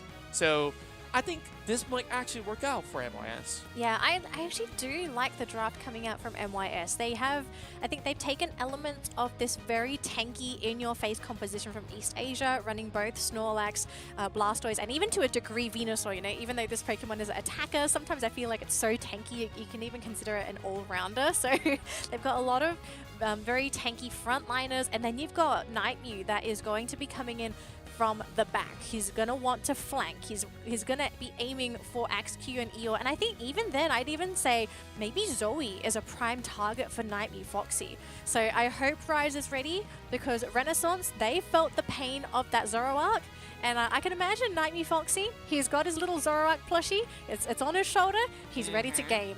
Yeah, we just love to see it. So now, without further ado, we're just gonna be moving into Taya Skyruins. These are your grand finalists, Team Rise as well as Team MYS, to battle for the top prize, $5,000 online, and to be crowned as the champions here in the Asia Champions League of Pokemon Unite. Of course, we start off with a little bit of a pause, but don't worry, it's just begun, so nothing too much has happened as of yet.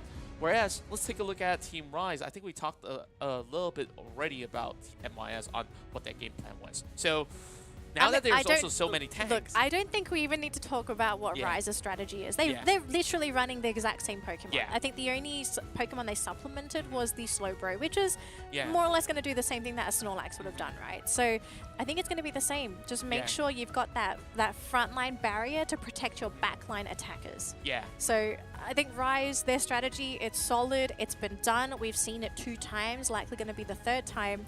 I think for MYS, they're going to finally experience it. And experiencing this is much more different than just watching it, right? Because we just see it from a top-down view. We've got all the vision for both teams. Whereas it's much different in game, right? Yeah, very, very different. Yeah, exactly. So I want to see how they adapt to it. And I really want to see how they deal with this Zoroark as well, because if this Zoroark ramps up, I'm going to be a little bit worried as well. Like, can they actually get that party pick upon this before they be hit it into oblivion of just damage numbers being put on? I think, okay, so here's how we saw a lot of success, or at least like the success of Nightmew Foxy with the Zoroark, right? So in the 2nd game against Renaissance, which was the time that we saw this Pokemon get picked, Nightmew blew off because he was basically free to roam and pressure those side lanes, right? We didn't see him get KO'd early. We saw no punishment. We didn't see his jungle getting sniped. So he was basically given free EXP to do as he pleases. Yeah. Now, I think on the side of Rise, this is going to put a little bit of pressure onto Eeyore to make sure that he's there in the same lane as Nightmew Foxy, so that not only can you protect your lane partners, but maybe, just maybe, if you can get that snipe and pick off Nightmew during the first couple of minutes in the game, you're slowing him down in that mid game. Yeah. Nightmew Foxy's mid game is the most important phase for Zoroark. Yeah, and on top of that, like when you take a look at Team Rise as well, on how they handled the situation against RNS earlier, where I have seen Illuna actually proactively stealing camps after camps on the Snorlax, and perhaps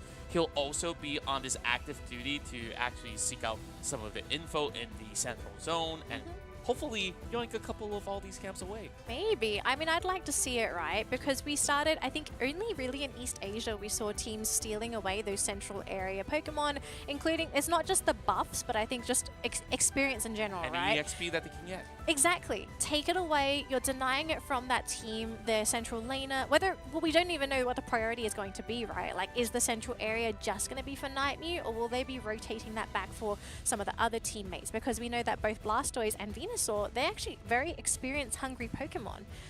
My fear for MYS is that if Rise are able to apply enough pressure onto Venusaur and Blastoise before they can hit the level 9, you actually might have a good chance to slow down their progress that game and really deny them from hitting their power spikes, because we know for a fact that both of those Pokemon, they might be weak early, but their late game is phenomenal. Yeah, they really do show that they know how to handle that late game all too well, right? So It is really hard to call who's really going to run away. We're with that theory game. crafting at this point. We don't know. We're just basically crafting whatever we can actually get out of what we see so far, though the game just barely even started, right? So when it comes down to this, other than the Zorak, who else really has to step up? I'm really looking at this Blastoise pick as well, because most often than not, we've already seen it from East Asia, how much impact this Blastoise can actually give in these team fights with Hydro Typhoon. And not only that, with all these abilities that can also just roll at the opponents and still offer a lot of damage. So it's not just tanks that we're looking at here. It's some tanks that does offer, of course, huge sustain and huge damage. Yeah. I mean, I think for us, we'd have a better gauge on what these teams are trying to do once we start seeing their skill builds, right? I don't think we're going to see much changes for Delphox and Glaceon. I think they're sort of fixed on what we've seen, from those two players on the side of Rise. But I want to know, what's the plan for Venusaur and Blastoise? And heck, you can even say Zoroark, right? Like, what kind of direction does Nightmare Foxy want to go in this game as well? Are we going to be seeing the same build that we saw up against Renaissance? Or is he going to maybe change it up a little bit and go for the other path? We don't know, because we haven't seen him play this Pokemon beyond that one game. And truthfully, I never thought we'd see it again. I thought maybe it was just a perfect back pocket pick in that game, but clearly this is something that this player is comfortable playing. That's right, and I'm just hoping to actually see some really huge moments like what we see on the week before, because that itself has dropped our jaws on how effective Night Mew has been able to play this Pokemon. And now, back to the game we go. Yep. You can go pick up your jaw off the floor as we start this this early. That was last week. You might need to dust it off, man. Pick it up.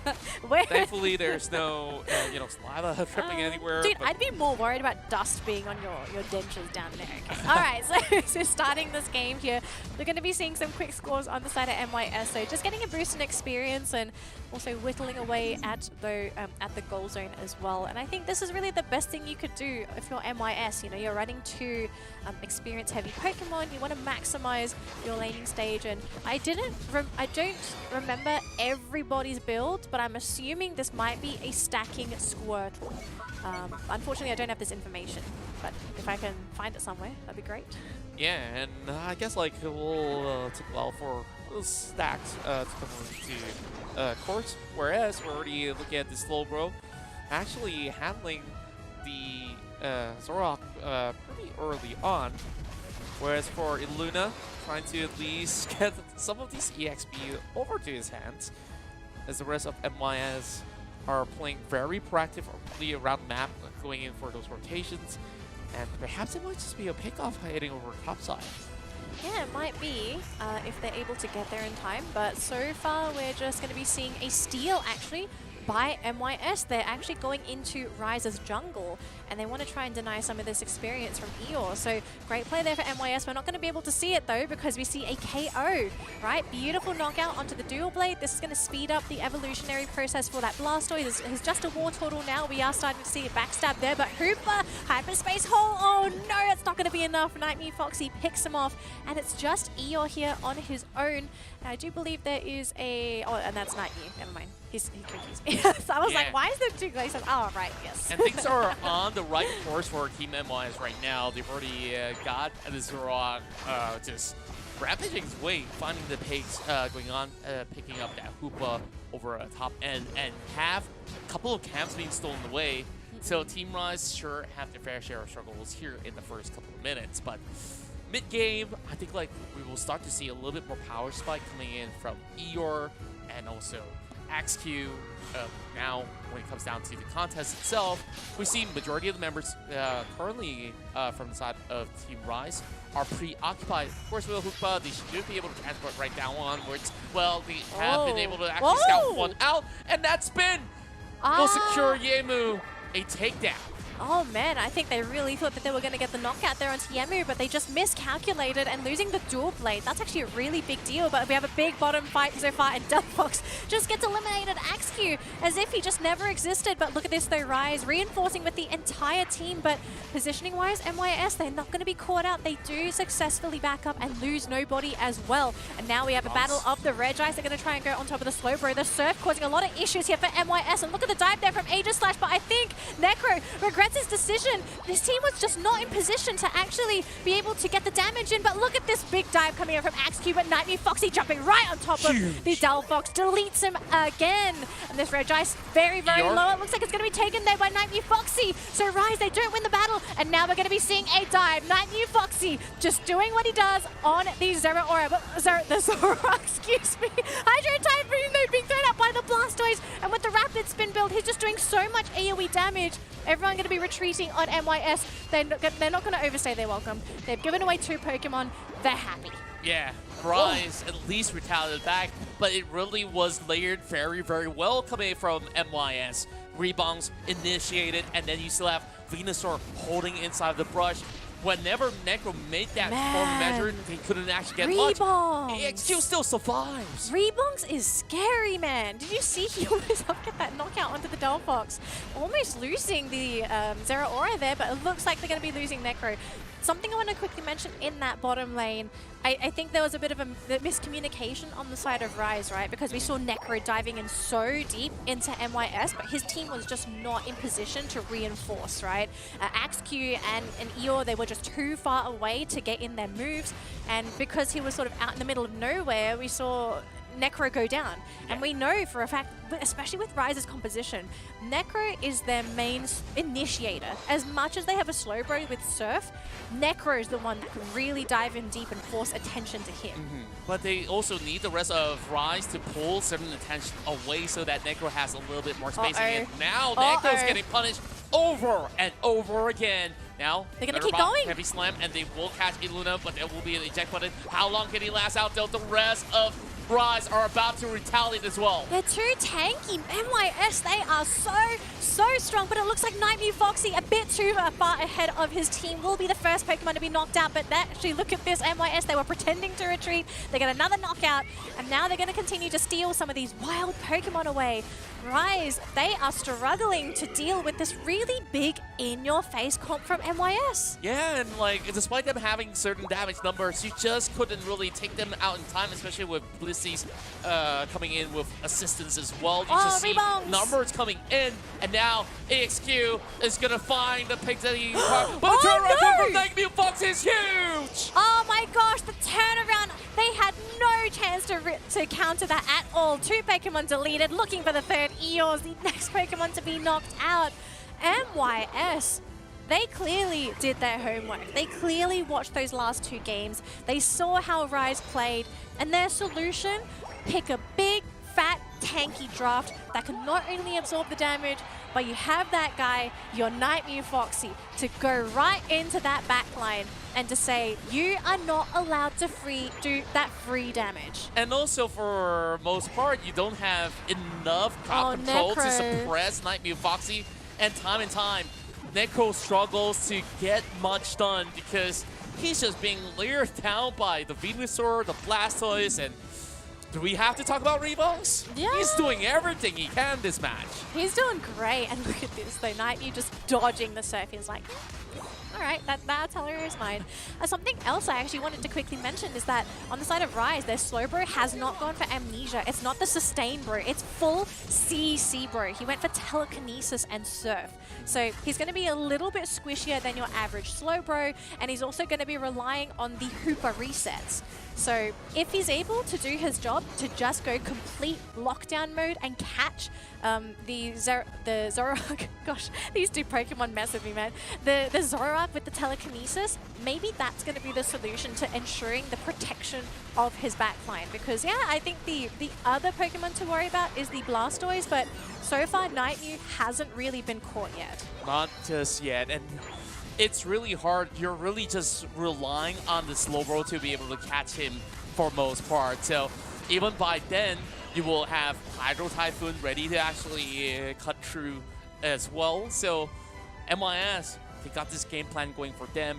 Layers and layers of crowd control to also stop members of Team Rise. It is relatively difficult, and now down to the final stretch we go. Rayquaza appears. The rest of Team MYS, they can buy a little bit more time as they slowly water down the health bars of Rayquaza. So now will be spotted out, and rebounds. He hops right forward, and this is where they really want to start things off, but they all peel back. MYS with great discipline. Yeah, great discipline, but great reset for Rise as well. So these teams are going to be back to 100. We're still trying to get these heals back on MYS, but both teams are looking to start the battle right now. Fireworks thrown down right on top of Rayquaza. Rise are looking to actually burn down Rayquaza, and it's going to go in favor of Rise. Typhoon gets used, Bliss assist as well, but now MYS, they've lost 2 Pokemon, and they now have to either stop these scores from happening, or they have to counter score, and it looks like counter scoring is the move here. But look at Yamu, he's being chased by Zoe, so there's no way he can score these points. And look at the point difference, 437 to 245. If anything has to happen now, MYS have to win these battles on the goal pads. And now it's really down to AXQ, and my goodness, Necro, it's just time to shine. The attack boosters, oh, the shielding, it's just melting MYS. Contra, this is one of the big reasons why Rayquaza is also such a coveted objective. It's not just the scoring ability, but the damage boost you get from the shielding makes you that much more lethal. Yes, and just look at those numbers go. MYS, now they are almost defenseless. The rest of Team Rise, they're once more gunning for it. 517 points and more to go. Rise is doing it back to back to back, and they will be the ones to close out the first game of this best of 3. And once more, they are just so proficient when it comes down to these Rayquaza battle. And even MYS suffered the same fate as Renaissance in this particular game. Look, I think you've either got to start getting rid of these backline attackers, man. We saw MYS, again, I think similar to Renaissance, they really have mastered the first 8 minutes of the game. It's just every time, I don't know how Rise does it, this team seems to know the formula for Rayquaza.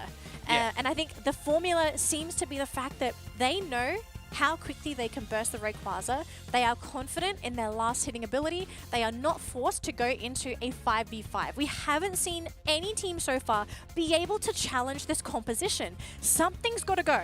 Yeah, something's really got to give. And when it comes down to Team Rise, AXQ this time will be the MVP of the matchup, where we have had him, of course, committing into multiple of these battles. Perhaps Necro would have offered a lot more because he went challenging on the solo mission of most part, but when it came down to the battle, I think like really leveraging on that spacing with all them being ranged attackers as well, give them so much space to really get those free attacks onto Rayquaza, while MYS, you gotta go in for a big wraparound to catch them, and I think like that proved to be a little bit of difficulty, especially when Lightning Fox is not there to pick them off. My goodness, Rise are pulling a rabbit out of the magician's hat so far. Not only have they beaten Renaissance, but they are now one step away from beating Team MYS. And their success has been their masterful play of their composition during the final 2 minutes. Nobody's figured out the secret formula to this recipe that Rise has. And MYS, they've only got one more game to figure it out. If they lose this next game, that's it. Rise get $5,000, MYS walk home with $2,500. That's right, and now Team Rise, look at them go as well. As much as we see most of these battles to be favoring Team MYS when it comes down to knockouts, Rise have really kept it really closely when it comes down to the amount of points that they had. Well, before even securing that Rayquaza, sure, it was about 100 over a point of the difference.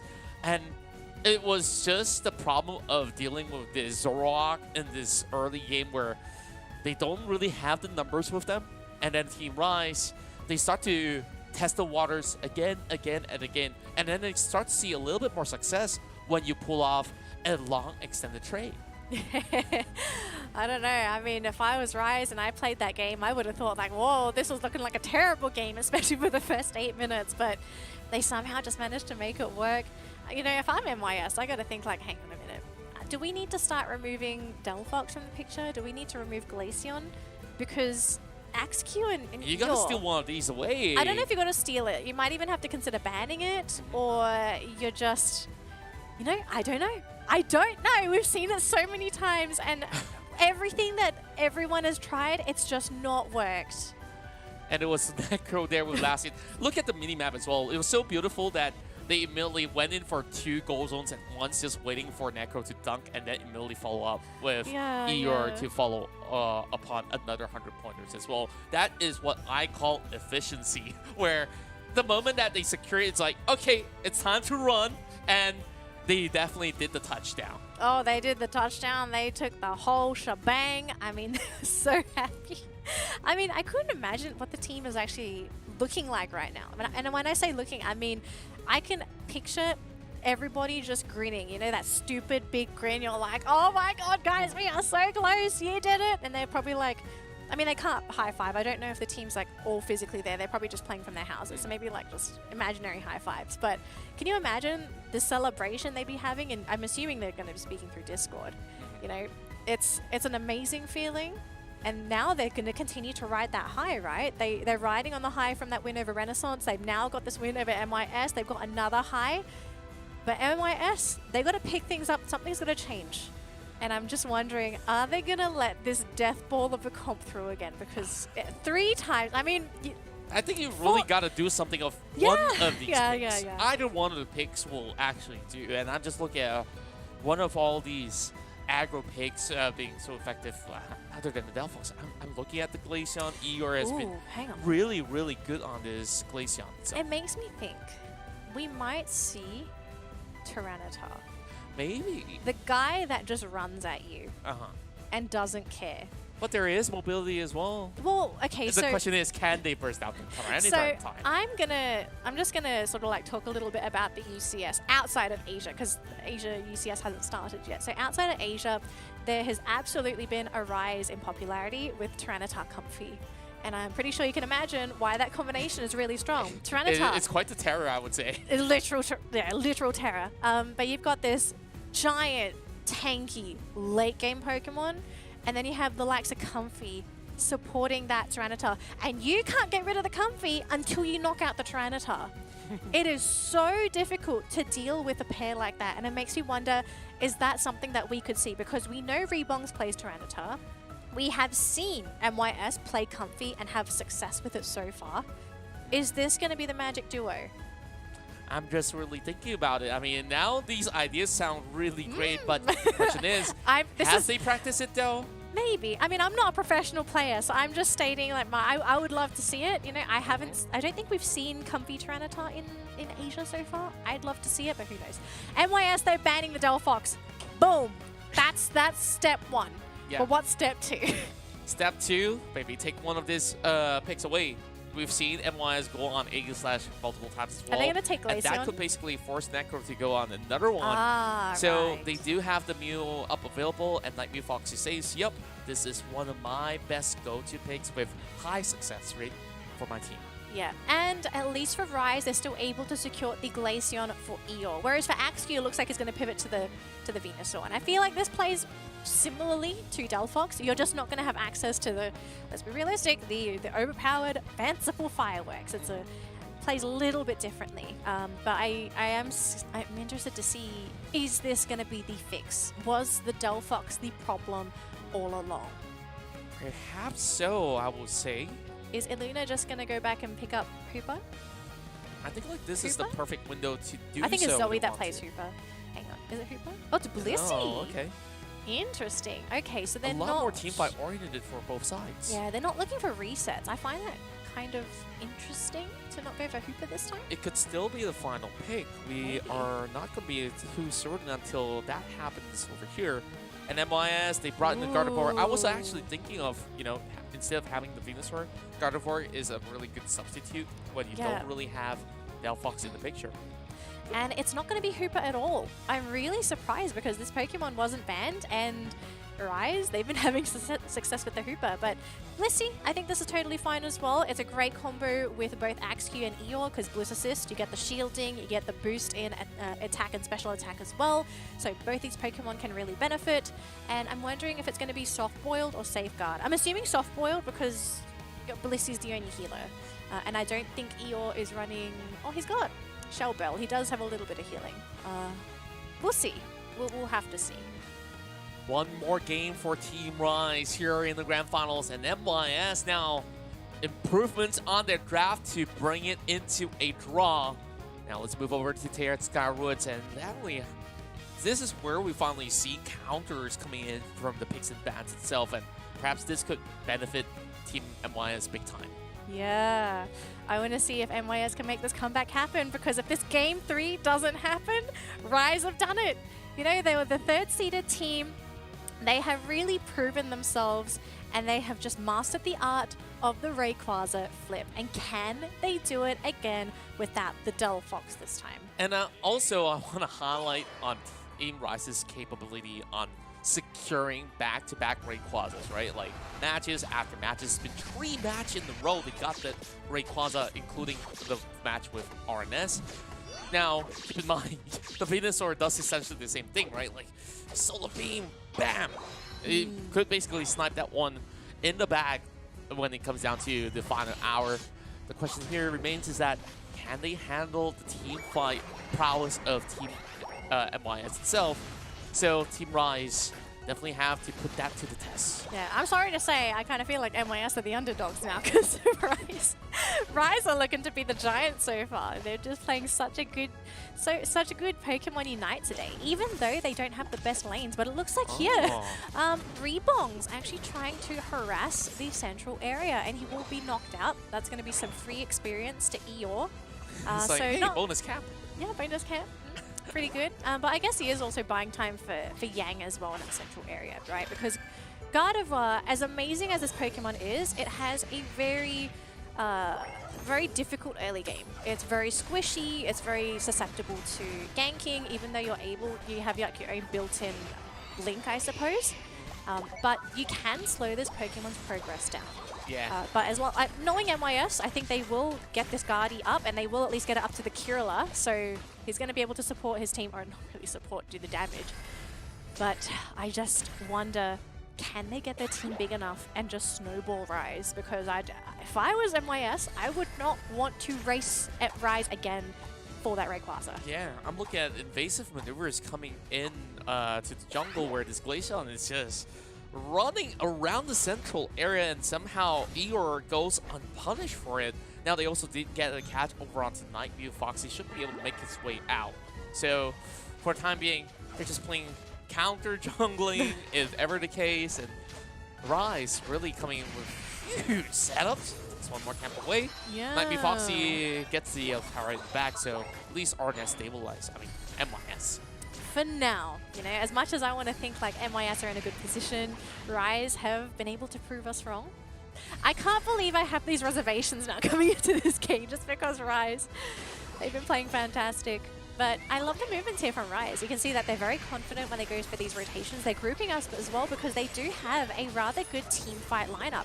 Even though we've got the Mew on the side of MYS and Gardevoir as well. But then again, maybe they're also feeling confident because until you hit Gardevoir, you don't have access to Fairy Singularity, right? That big Unite that makes Gardevoir Gardevoir. Not only does it hit hard, but it's a really big crowd control move that, let's not forget to mention, pairs really well with Hydro Typhoon. Regardless of which one you throw down first, 2 big Unites that have really long disables. Yeah, now with the appearance of Registeel, we'll see full commitments coming in.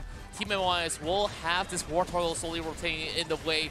Meanwhile, they don't really have the damage number to actually offer, but they find that Gardevoir in return. And now, who will get it though? We see a Solar Guardian come in, and Team Rise will get it in the back. And instead, MYS, they secure it. Yep, they actually got the secure. I think it was with the Solar Beam from that Mew. So big victory here for MYS. And Yamu actually gets his final evolution as well. So he's now a Blastoise. He has the Hydro Typhoon if he wants to use it, but he's going to go for the Rapid Spin first to slowly whittle away Axe-Q. Big Solar Beams there from the Mew, showing the Ivysaur who is the better Venusaur, I guess. There's a fake Venusaur. fake Which is why I was confused, right? Like, I The thought, pink like, Venusaur. yeah, like for now it's still a Ivysaur, so like okay, it kind of makes He's sense. he's the baby Saur, okay? Yeah. He's getting there. He's just going through puberty. We've all struggled. We've all been through that struggle. Okay, can relate. And now Team Rise, at least they're faring pretty fine, right? The way that they handle that altercation down bottom, and now still looking for that window of opportunity to score 16 pointers in. Whereas it's due to really proactive moves coming in from the Mortal Portal earlier on, where I think like it did contribute to having a man advantage to handle that scenario and opening up a little bit more room. And now even MYS secured another objective, Lecky in hand. Yeah, so the fact that Rebongs is in the bottom lane, just making sure Rise were not able to get those free scores. He had vision for his team. They knew that only 3 people could be going into the top lane there for Rise, and free Lecky means that now Rise are just going to lose the goal zone. I mean, it's not too big of a loss, but it is a little bit of map control going in the way of MYS. But if anything, I still think Rise is in a rather good spot here. I think Snorlax about to go down, but look at this though. Petal Dance, Big Unite actually being thrown out, but it's not going to really connect onto anybody. So now that with that on cooldown, we're going to start seeing Rise just get right on top of MYS. 2 Pokemon knocked out for free at the cost of nothing. Yeah. And a Unite move, let's not forget. There's no Typhoon.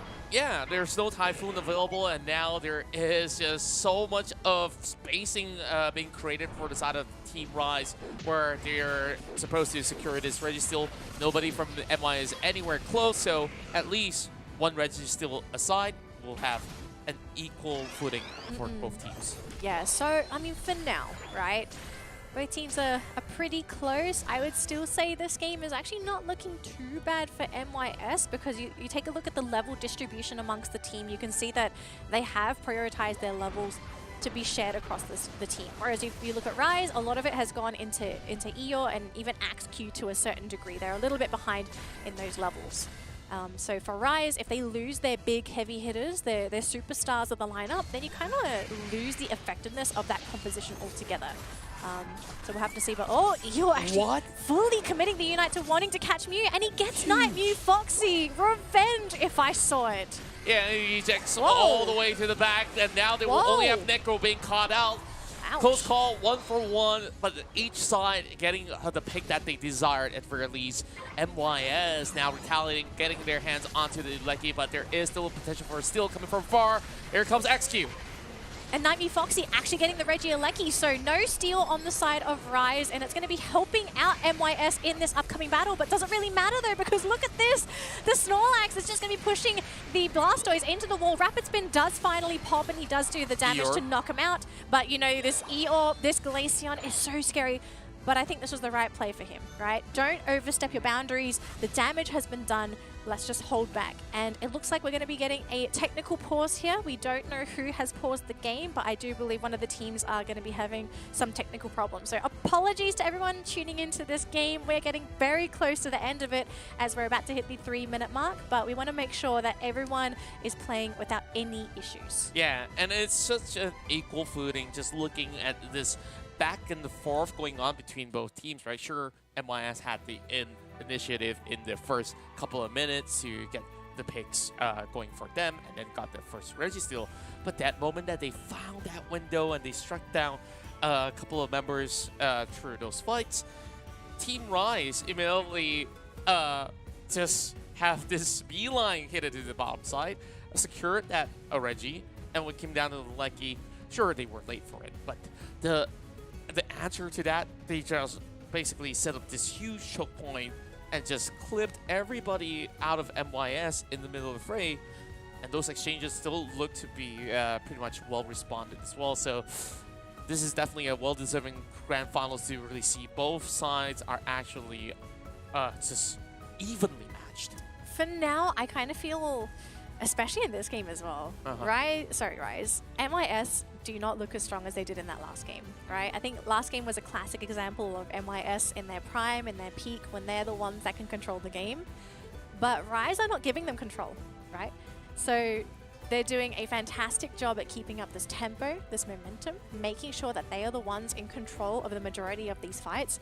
And something I kind of want to point out here is that we haven't seen Eeyore struggle in Yeah. any of these games, right? There's a couple. All the games that he played, it's just a lot of great spacing. And I was also looking at the early game.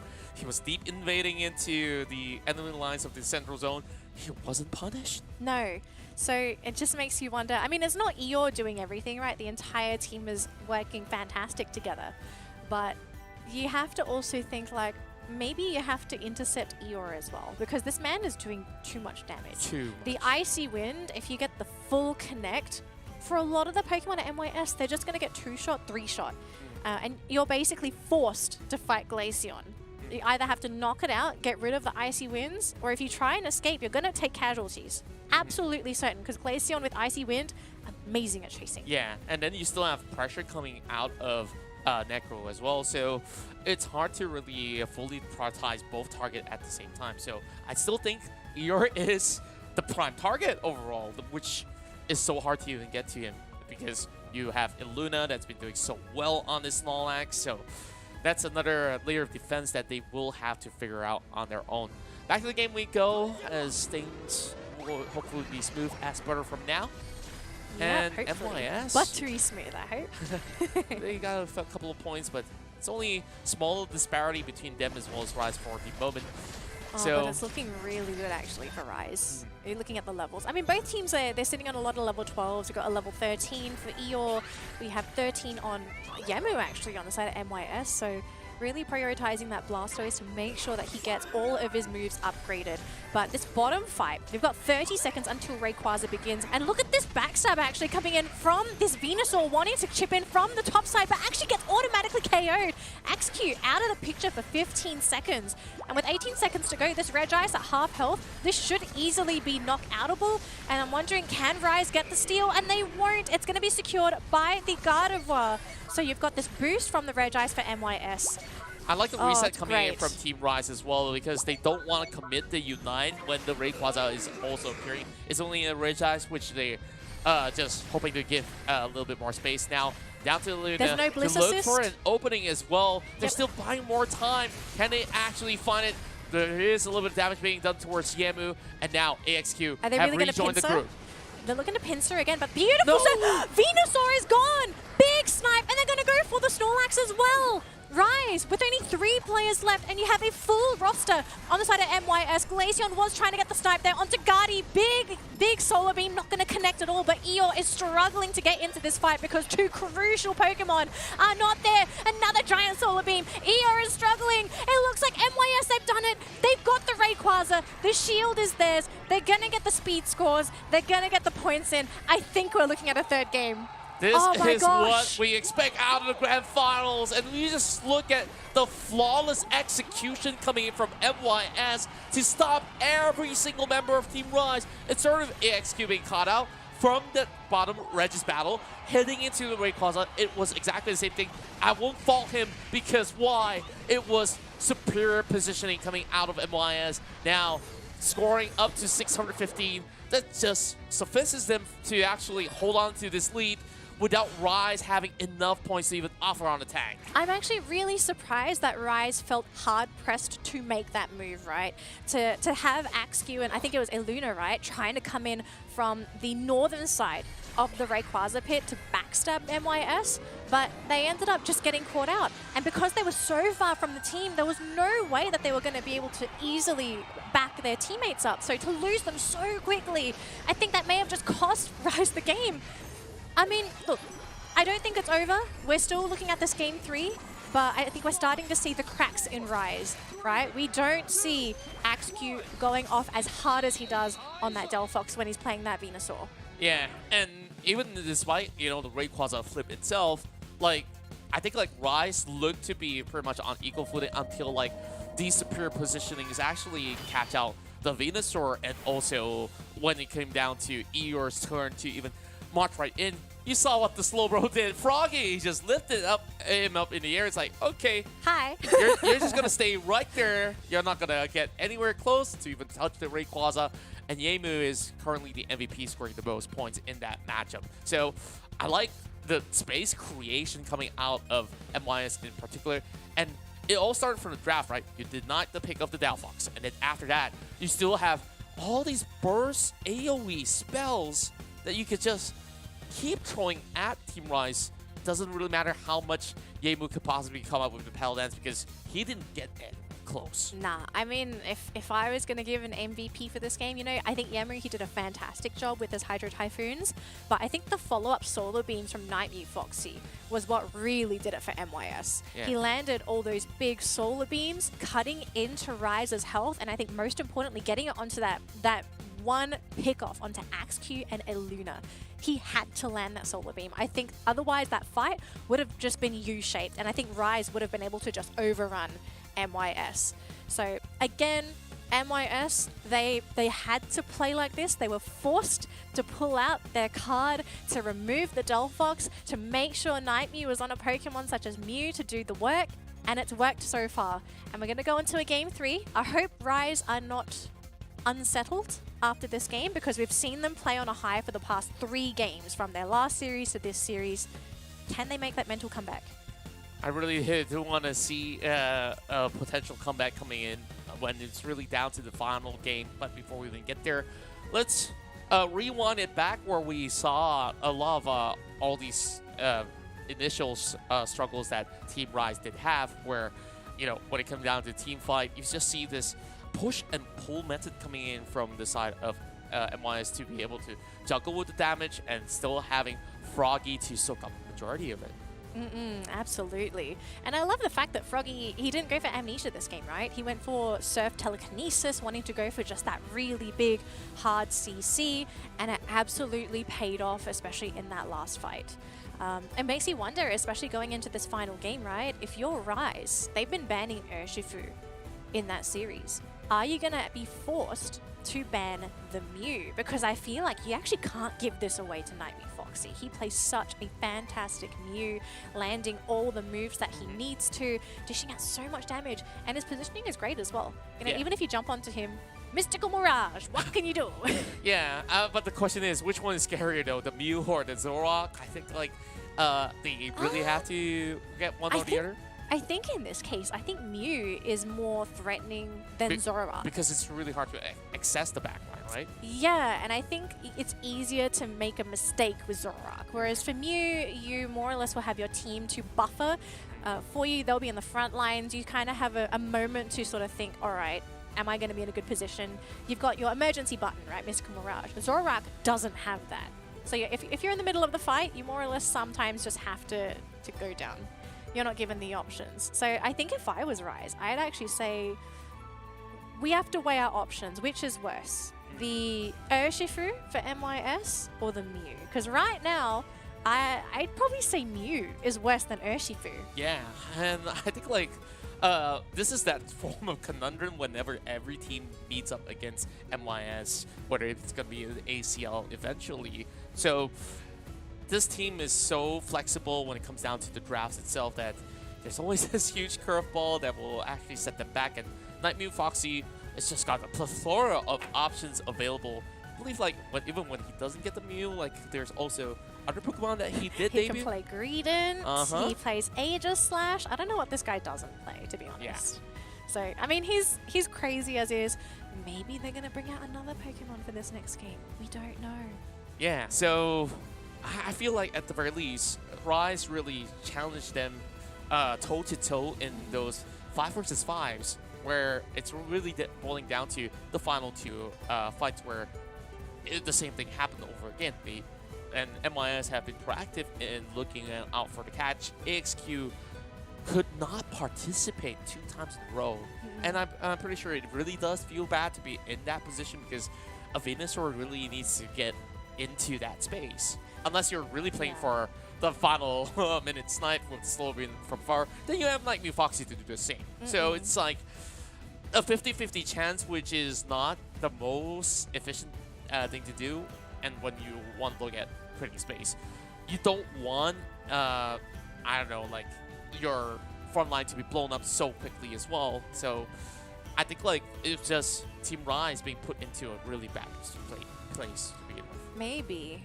I really think it just came down to like the catch, right? You caught Eluna, AXQ, 3 versus 5. That's not a good place to be. So who knows? Maybe it was just that one misplay. Maybe it could have been something else. We really don't know. But what we do know is that we have a Game 3 coming up between Rise and MYS. Winner of this series will get the $5,000 cash prize, and unfortunately, the loser will only take home $2,500, which is still a lot of money. Still a lot of But, money, and they're but- still going to Malaysia. They're still going to Malaysia, They're still gonna get a bonus of 1,005 minimum. I suppose, but I'd still prefer the 5,000 because it's like 5,000 plus 1,500. And the draft is ready, Contra. So let's jump into it. Game 3 between Rise and MYS. Who is getting banned? Are we going to see Nightmare Foxy's banned? Are we going to see the Delphox banned? Is Urshifu still going to be banned? I think like there's just too much to consider at this point, but we still have to look at Rise's priority as well when it comes down to this ban. Like we talked so much about the Mew, whether it or not will they deny this pick coming in for Nightmare Foxy. Bye-bye. Yes, it does, and it worked out in game 1 when they Wow. actually went in for this ban. Urshifu being banned away, and Illuna starts off with this pick. Usually start off with a Glaceon, and they will do so again. It makes sense. So MYS, they get the next 2 picks. I am surprised they let the Delphox through though. Now they but steal it it looks like, away. yep, so Yang is going to be handling the Delphox. I think this is the second best thing you could ask for. You know, sometimes if you don't want to ban it, just play it. And we know MYS can play this Delphox. This team, I think we've seen them play it numerous times, pull out some really big damage numbers.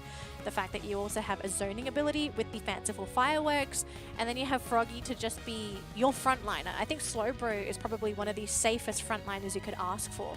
You've got the biggest disable in the game in the slow beam, and assuming Froggy does the exact same thing last game, which is go for full CC, you're also going to be buffered with Surf and Telekinesis. Oh, I like this pick of Machamp as Ooh, well. yummy. He's just gonna be able to Hey. find his opening against a possible Glaceon later on, but now they are trying to find another layer of ways to juggle with the pressure, and therefore Rise says, you know what, you got that Blastoise early on, we're not gonna let you have it again. And it really goes in to show that Rise, they want a bigger team fight. They want to funnel everything onto this Eeyore basket. But I want to know what's this last Pokemon going to be for MYS, because they've left it to Nightmare Foxy. So we've seen this man play numerous Pokemon, and we know that Aegislash is still in the pool, but he really wants to go back for the Zoroark. This man, the confidence to play a Zoroark into Blastoise, Snorlax, Glaceon. It's an all or nothing form of mentality, right? Like, you see how well Nightmare Foxy plays on this Zoroark. I just love to see it. Now you have the damage numbers to also supplement, which is where you can basically have Yang, Yanmu, as well as Nightmare Foxy. Each go on 3 different targets and maybe actually get something in return. This is going to be pretty huge for MYS still. But if they are under the Hydro Typhoon, I would say the same. I wouldn't complain. Actually, you know what I'm really interested in seeing? Yamu's Machamp.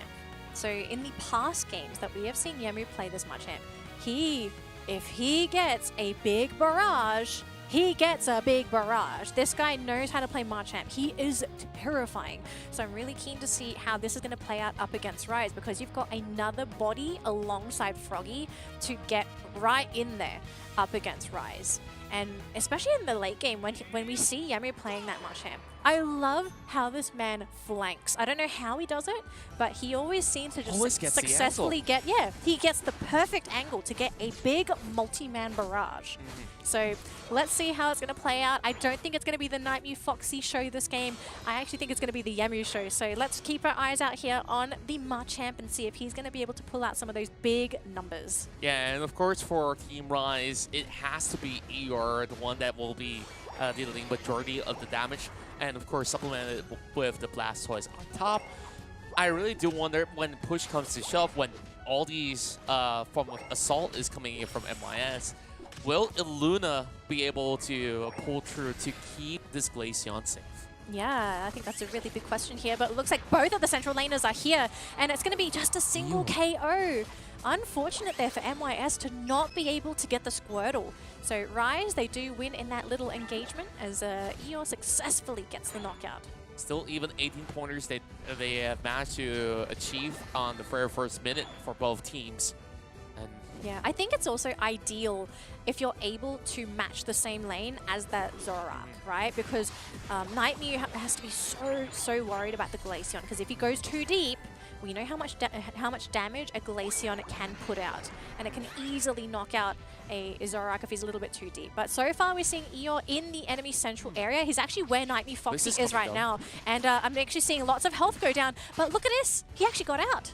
Yeah, and not only that, the rest of Team Rise chose not to commit onto this pursuit as well, with the wraparound coming in from the bottom corner of the lane. They're already putting a little bit more pressure onto the zones, where Zoe squeezes only a single digit of the point, whereas Team Rise, they've been able to also defend very, very well from the bottom, but of course slipped a couple of points towards the side of NYS, with 3 members of course tunneling down into the zone itself for the dunks. The objective is about to spawn in a couple more seconds from here on, so Team Rise gotta, of course, farm up whichever camps necessary, and now they're jumping upon them. Necro's gotta make a run for it, and they will survive, but that allowed a lot more room for NYS to score, and Zoe just gotta buy a little bit more time, space, and kept himself at bay.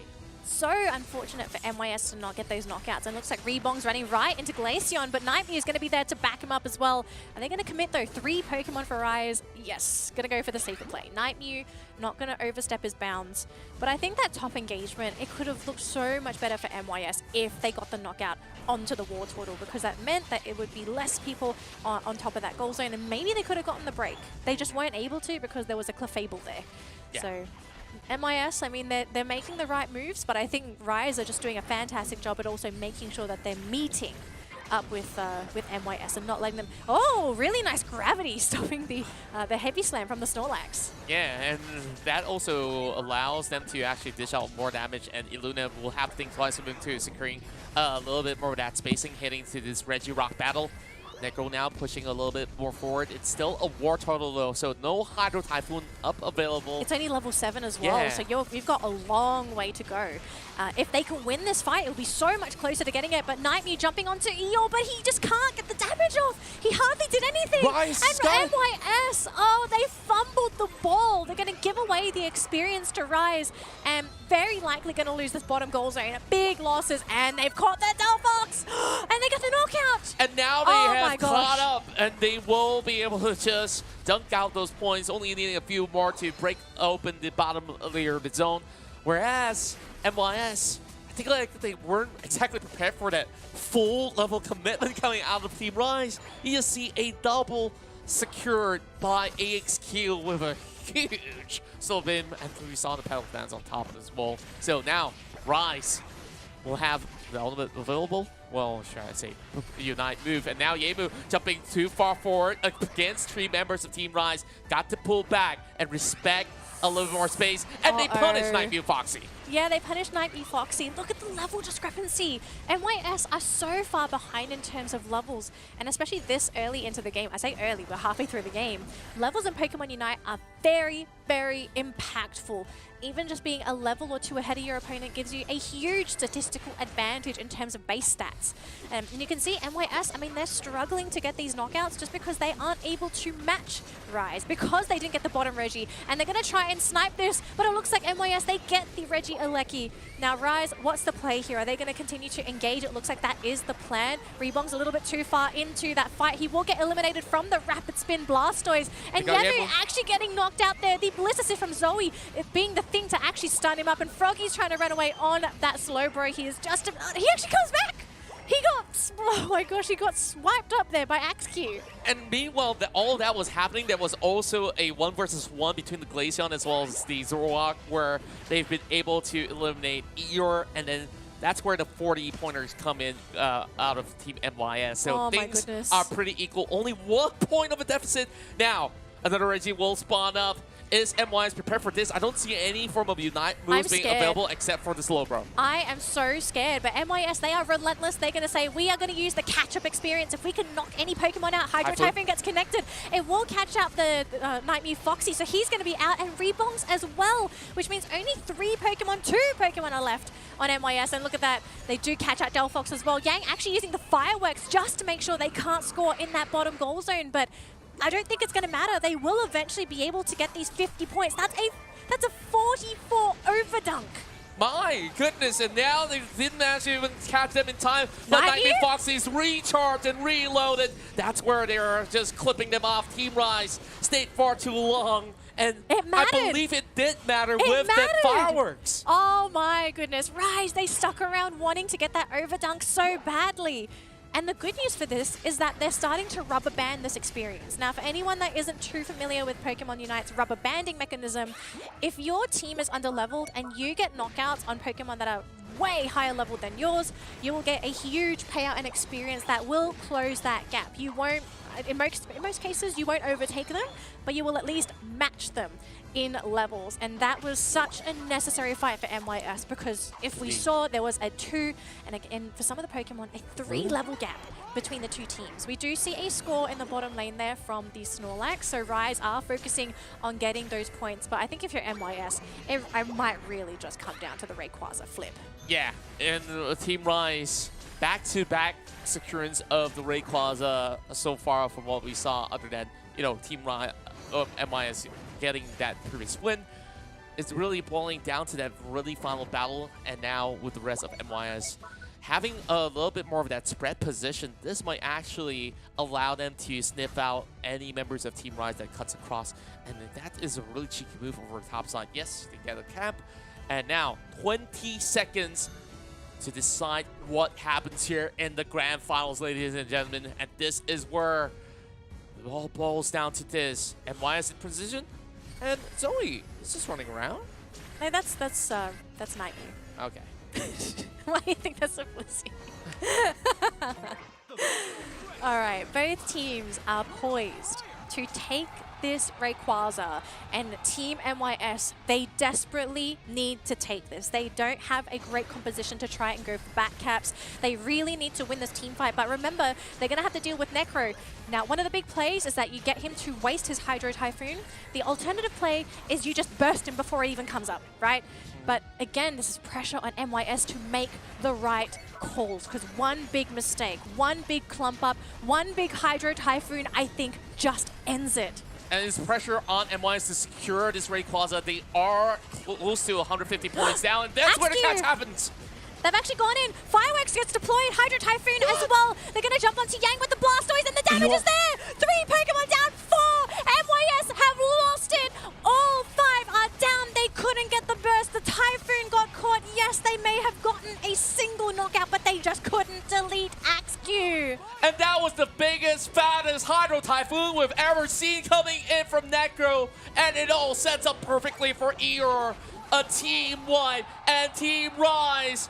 From the bottom to the top, we've seen this team during the league from 5th position, rising to 3rd, moving into the gauntlet rounds. They are now pit against the Titans MYS and are looking to shut them off, to be crowned as the Giants, the new Titans on the throne. Rise is now on a 575 point, and they're looking to close off this grand final series. And look at this, Zoe's wanting to score another 100-pointer, and I think this might just be enough. It's 1 point over, so even if MYS score 500 points, it's not going to be enough. They need 501 to win this. Or is it 400? My math sucks. It doesn't matter. We've got 10 seconds to go. And I think this might just be it. Rise will successfully defend their goal zones. They don't care.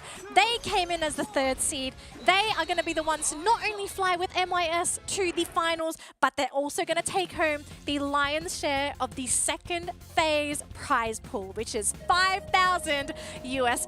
And I'm so excited to speak to Eeyore again, because in the interview we had before this game, he was like, oh, we didn't really prepare for this as much because we were trying to make sure we won against Renaissance, because that was for them the highest stake match, right? Getting into finals. But look at them now. They actually beat MYS as well. They have managed to climb to the top. The 3rd seed of the league have done it. And once again, just look at the sheer hard work and determination coming out of this team. A Cinderella story run completed, and now the full climb. They will be able to set their sights onto the skies and reap not only the rewards of what they had to offer in the prize pool, that golden ticket to Asia Champions League Grand Finals.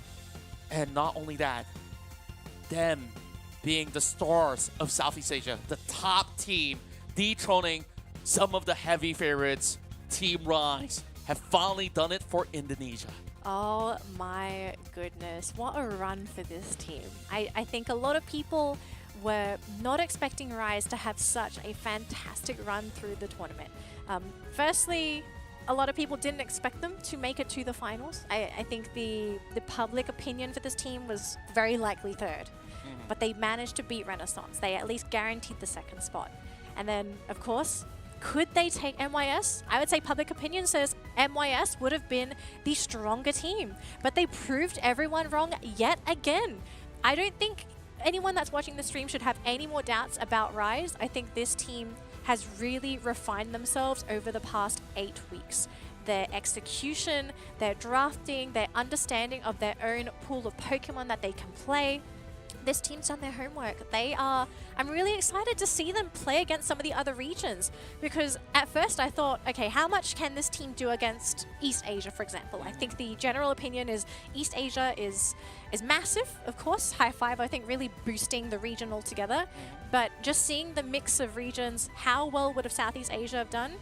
I think a lot of teams are thinking MYS would be the dominant ones, but I think now I'm like, hang on a minute, I'm gonna have to change my ticket. I might have to put Rise on there now. That's right, and they definitely did defy expectations. And of course, for those who slept on them, don't sleep on this team. It's time to wake up, because this is the new reality. Team Rise, champions of Southeast Asia. It's just so good to say it. Like, I don't think that there's any way that anybody would have written this form of a script, right? Like, no. This itself is huge for the region of Southeast Asia. It goes to show that they have grown so much. I don't think it's Southeast Asia. I mean, this is massive for Indonesia, because now you've got a representative from Indonesia going to play against the giants of the region. I do believe Eeyore is actually on the line, so we're going to welcome him back again for a winner's interview. And Eeyore, welcome back to the stream. It's so good to see you again. Congratulations, you guys have beat MYS. I mean, before we jumped into that game, you even said that originally you were preparing to just get that ticket to Malaysia, but now you've got an extra $5,000. Yeah. Congrats to us, I guess. All right, so my first question for you is, we saw that your draft really revolved around those core 4 Pokemon, right? It was Necro's Aegis Slash, it was your Glaceon, Axq's Delphox, right? And then we finally saw one change come in, one ban. And that was Delphox going into the second game. But Axq was like, it's fine, I play Venusaur. I mean, we saw him play an even better Venusaur. Is there anything that Axq can't play right now? I don't know. I think all of us really appreciate Axq. He is one of our best player and always dependable to carry us to get that victory. Yeah, and I think like every one of you guys just have done everything magnificently. We've seen so many incredible work rate coming in from everybody out there. But now, of course, the dust have settled for Southeast Asia. You guys are now the best team in Southeast Asia. How does that make you feel to know that finally, after all that hard work that you put in months after months, now you've achieved this level of success and maybe even more to come heading to Malaysia? So could you tell us about, what's currently in your mind? What I still currently believe is that we are still top 2 or top 3 in Southeast Asia. We think that MYS is equal par, if not even better than us. And maybe today, just that the games, they were very close and it kind of coin flips into our side. But yeah, we don't think that we are number 1 by miles or anything. Just that we're happy that at least we showed that we can match MYS and also beat RNS today. Yeah, speaking of coin flip, like, why did you feel it was just a coin flip? Was it because of Rayquaza, or are there other elements that made the game for you just feel more of a flip? It's just that I feel that we are equally matched, or even that they are slightly better than us. So that, but yeah, Pokemon Unite revolves around scoring points and Rayquaza as the final objective, and actually also the fight that is around the Rayquaza moment, right? Just we feel that in these 3 games, we managed to beat them twice, and they managed to beat us once. And maybe in any other day, or maybe another slight variation of the draft, it could have been them taking it instead of us. So yeah, really GG's and kudos to MYS. Yeah, and of course, with that being said, you will be facing off against the rest of the champions of all the other regions and also the runner-ups. I believe that you guys also spend time watching all the rest of the regions like East Asia as well as South Asia. Is there a team that you also really look up to, and any specific player in mind that you really love their playstyle? Not particularly. We are very excited to fight all 5 teams that will be in the ACL finals, including MYS, and also there's High Five, T2, and Revenant and Marcos Gaming, if I'm not mistaken, right? Yeah, I think I got it right. Yeah. We respect everyone. We have fought them before as well in ranked games. So yeah, it will be an exciting tournament, and we don't think that whatever result in the phase 2 will show the final placement in the final phase as well. So I think everyone have to keep on practicing and show up our best for next month. All right, well, Eeyore, thank you so much to not just you, but also your team for the amazing games that you gave us today. I believe all the viewers were super hyped to see them, and I honestly believe there's a lot of new fans that are going to be cheering for you guys. So congratulations, enjoy your week off. You guys absolutely deserve it, and have fun spending your $5,000. Maybe we'll interview you when you get here and ask you, what have you spent your money on so far? All right, thank you. All right, thank you, Eeyore. Looking forward to meeting you. Oh my goodness, folks. I don't think anyone expected this kind of ending, but I am glad to know that firstly, we had a massive upset. I think anyone that's watching anything, whether it be esports, sports, any competitive field, upsets are probably the best feelings. Indeed, and Team Rise, they've plotted this step after step along the way in order to find this level of success, and it really is very inspiring for those of you guys who are aspired to join into tournaments as well, that keep practicing, do as what Eeyore say, and eventually you will see yourself those results. Now, of course, with that being said, let's also update the brackets, as we have already concluded the entirety of the round of Phase 2, and Southeast Asia, we've seen all these 5 teams contend. And at the end of it all, it was Team Rise that rose to the top. And their journey so far, they've knocked out Secret Rare, they knocked out Renaissance, as well as Team MYS to secure the championship title. Man, I am so happy for this team. So Rise, they might be your champions here for the Southeast Asia League, but it's not over for them or for MYS, because both of these teams are actually going to continue on to the offline final that's going to be happening in Kuala Lumpur, Malaysia. That's going to happen next month. Yes, folks, next month. And you're probably wondering what's actually going to be happening for next month, right? What are the groupings going to be? What's the format going to be? And let me tell you right now, things are going to be a little bit different compared to the league stage. But before we talk about the offline final, I want to remind everybody that if you haven't already, please register for our Twitch campaign. Yes, we might be off for the next 2 weeks, but when we come back, you can come back and watch the live stream of the live event and still collect those points. So if you don't know how to enter, make sure you have a Twitch account, go on to Stream Elements and register for the Twitch campaign. Once you're done, when the stream is live, make sure you tune in, because you're going to start collecting points just by watching the stream. And if you have enough points, you'll be able to register one of our physical goodies. So good luck to everybody that is still currently collecting points. Good luck to everybody that's going to start now.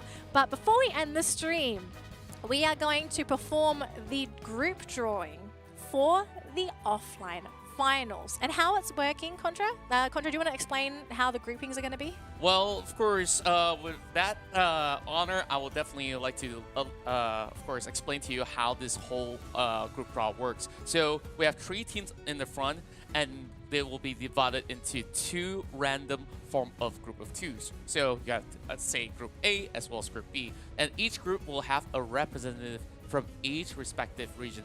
Meaning to say, right now in front of us, there are currently 3 tins available for each region, and we will take turns to pick 1 card out to decide the first group, and then the next few draw will determine the next group itself. Yeah, and very quickly, before we draw the groupings, we want to remind you that these are completely random draws. So for all we know, we might even get 1 grouping with all of the top teams from the regions, or we can maybe just get a whole mix. We really don't know. So Contra, would you like to begin with the first draw for East Asia? This first team is going to be in the first group. The team that doesn't get drawn from East Asia will be in the second group. So Contra, are you ready to pull out our first team? All right. Without further ado, I hope that they'll not be blaming me on the luck. All right. So I'm just gonna close my eyes. I'm gonna put my hand in. Oh, don't move the tin. Oh my Okay. goodness. I got All the right. first card. Who is it, Contra? Is it the right way around? Okay. So the first team from East Asia. It's T2. T2. Oh, so The second seed of East Asia. So this team is going to go into the first group, which means High Five will be in the second group. Now, our next draw is going to be Southeast Asia. So, is this my turn now? Okay. Go ahead. Right, I need to... How do I do this, Contra? I am terrible right. at these draws. Okay, is this the right way? Oh, I'm terrible at this. Okay. Hang on. I am terrible at this. All right. The draw for the first group for Southeast Asia is Team Rise. Champion of Southeast Asia. So High Five is going to be in the same group as MYS, and I think that's going to be a really exciting one, Contra. All right, Contra, I know it's far away, but would you like to draw the group participant for India? I will do so. And here we go. All right, let me make Not sure gonna we're look, going not to gonna make sure look. it's a surprise. Yeah, don't look, don't look. Okay. All right, you got your card? I got my All card. right, turn it around. Turn There it we around. go. Great. So, in our first group, we'll have Marcos Gaming. So that means that Revenant is going to be in Group 2, Group B. Hang on, Contra. Oh my gosh. Group B is terrifying, actually. No joke. Group B is terrifying. Wow. Oh my gosh. So Let's finish up the draws if that's ever the case, but let's also announce inside of Group A, this is the current draw where we have the teams all available. T2 of East Asia that represents the WCS 2022 Japan, and of course we have Team Rise, the recent winners, and of course the grand champions of the Southeast Asia representing Indonesia Open 2022. Oh my goodness. And Group B is going to be a monster group as well, as we wait for this graphic to come up. But for Group B, the East Asia representative is going to be High Five. The Southeast Asia representative is Team MYS. And the India representative is going to be Revenant Esports. I mean, I think at some point the groupings were going to be scary regardless. But Group B, you've got a lot of powerhouse teams in here. I'm terrified for these guys. Yeah, and overall, I'm already very excited to see what really boils down. And they only have a week or two to prepare before they fly directly into Kuala Lumpur, Malaysia. And that's where you guys who are either around Malaysia or have already booked plans heading into the Asia Champions League will be able to meet all of your favorite trainers who will be playing on stage. So definitely, I think these are exciting times ahead of us. Like, definitely a lot of expectations will be set from each of their supporters from all around the globe, and all eyes are on these 6 teams to see if they have what it takes to be the next Pokemon Unite Asia Champions League Grand Champions. Yeah, it's going to be really exciting, but we've got 2 weeks until the grand final, so we've got time to sort of get ourselves ready. The players have times to get practicing, whether it be from scrimming, researching, maybe even experimenting before you get to the finals. If you're wondering when the finals are happening, it's going to be on March 18th and 19th. It's going to be over the course of the weekend where these games are going to be played. And if you are in Malaysia during that period of time, if you do want to come on down and watch the games live, make sure you remember Battle Arena. That is where the tournament is going to be held with a live audience. We've got the whole shebang. The teams will be there. We've got seating. I think there's going to be some other fan engagements happening at the event as well. So if you're in Malaysia or if you're nearby, maybe Singapore, heck, even Indonesia, if you want to come down and watch the games live, do so. I think it's going to be great for the players as well, knowing that they have fans watching their games live and being able to physically cheer for them. That's right, and with that being said, you know, we definitely want to see all of you guys be involved and make a whole lot of new friends if you guys have already got all your plans set for what's about to happen here in Kuala Lumpur later on. So now it really goes down to this, where, you know, like, we're about to close off the entirety of the show, but before that, we want to remind you guys, if you have collected all these points through Stream Elements as well as Twitch, we have all these giveaways where you can win so many of these prizes. You got the folders that we displayed, the tin cans, which we're currently using for, you know, the draws, but actually comes with booster packs, as well as this Galarian Bird booster pack as well. And not forgetting the keychains. The Pikachu keychains. I know there's already some people that have redeemed these, but these are in limited quantity. Yes, they're 1,500 points, but I promise you they're worth it. They are really, really well done keychains. They're like so detailed. I was looking at them with Contra yesterday when we first got them in the studio, and I just thought, these are really well painted. I'm so used to having these little keychains where sometimes you can see the painting's like lazy or not well done. And there's two different colors as well, right? Like, yeah.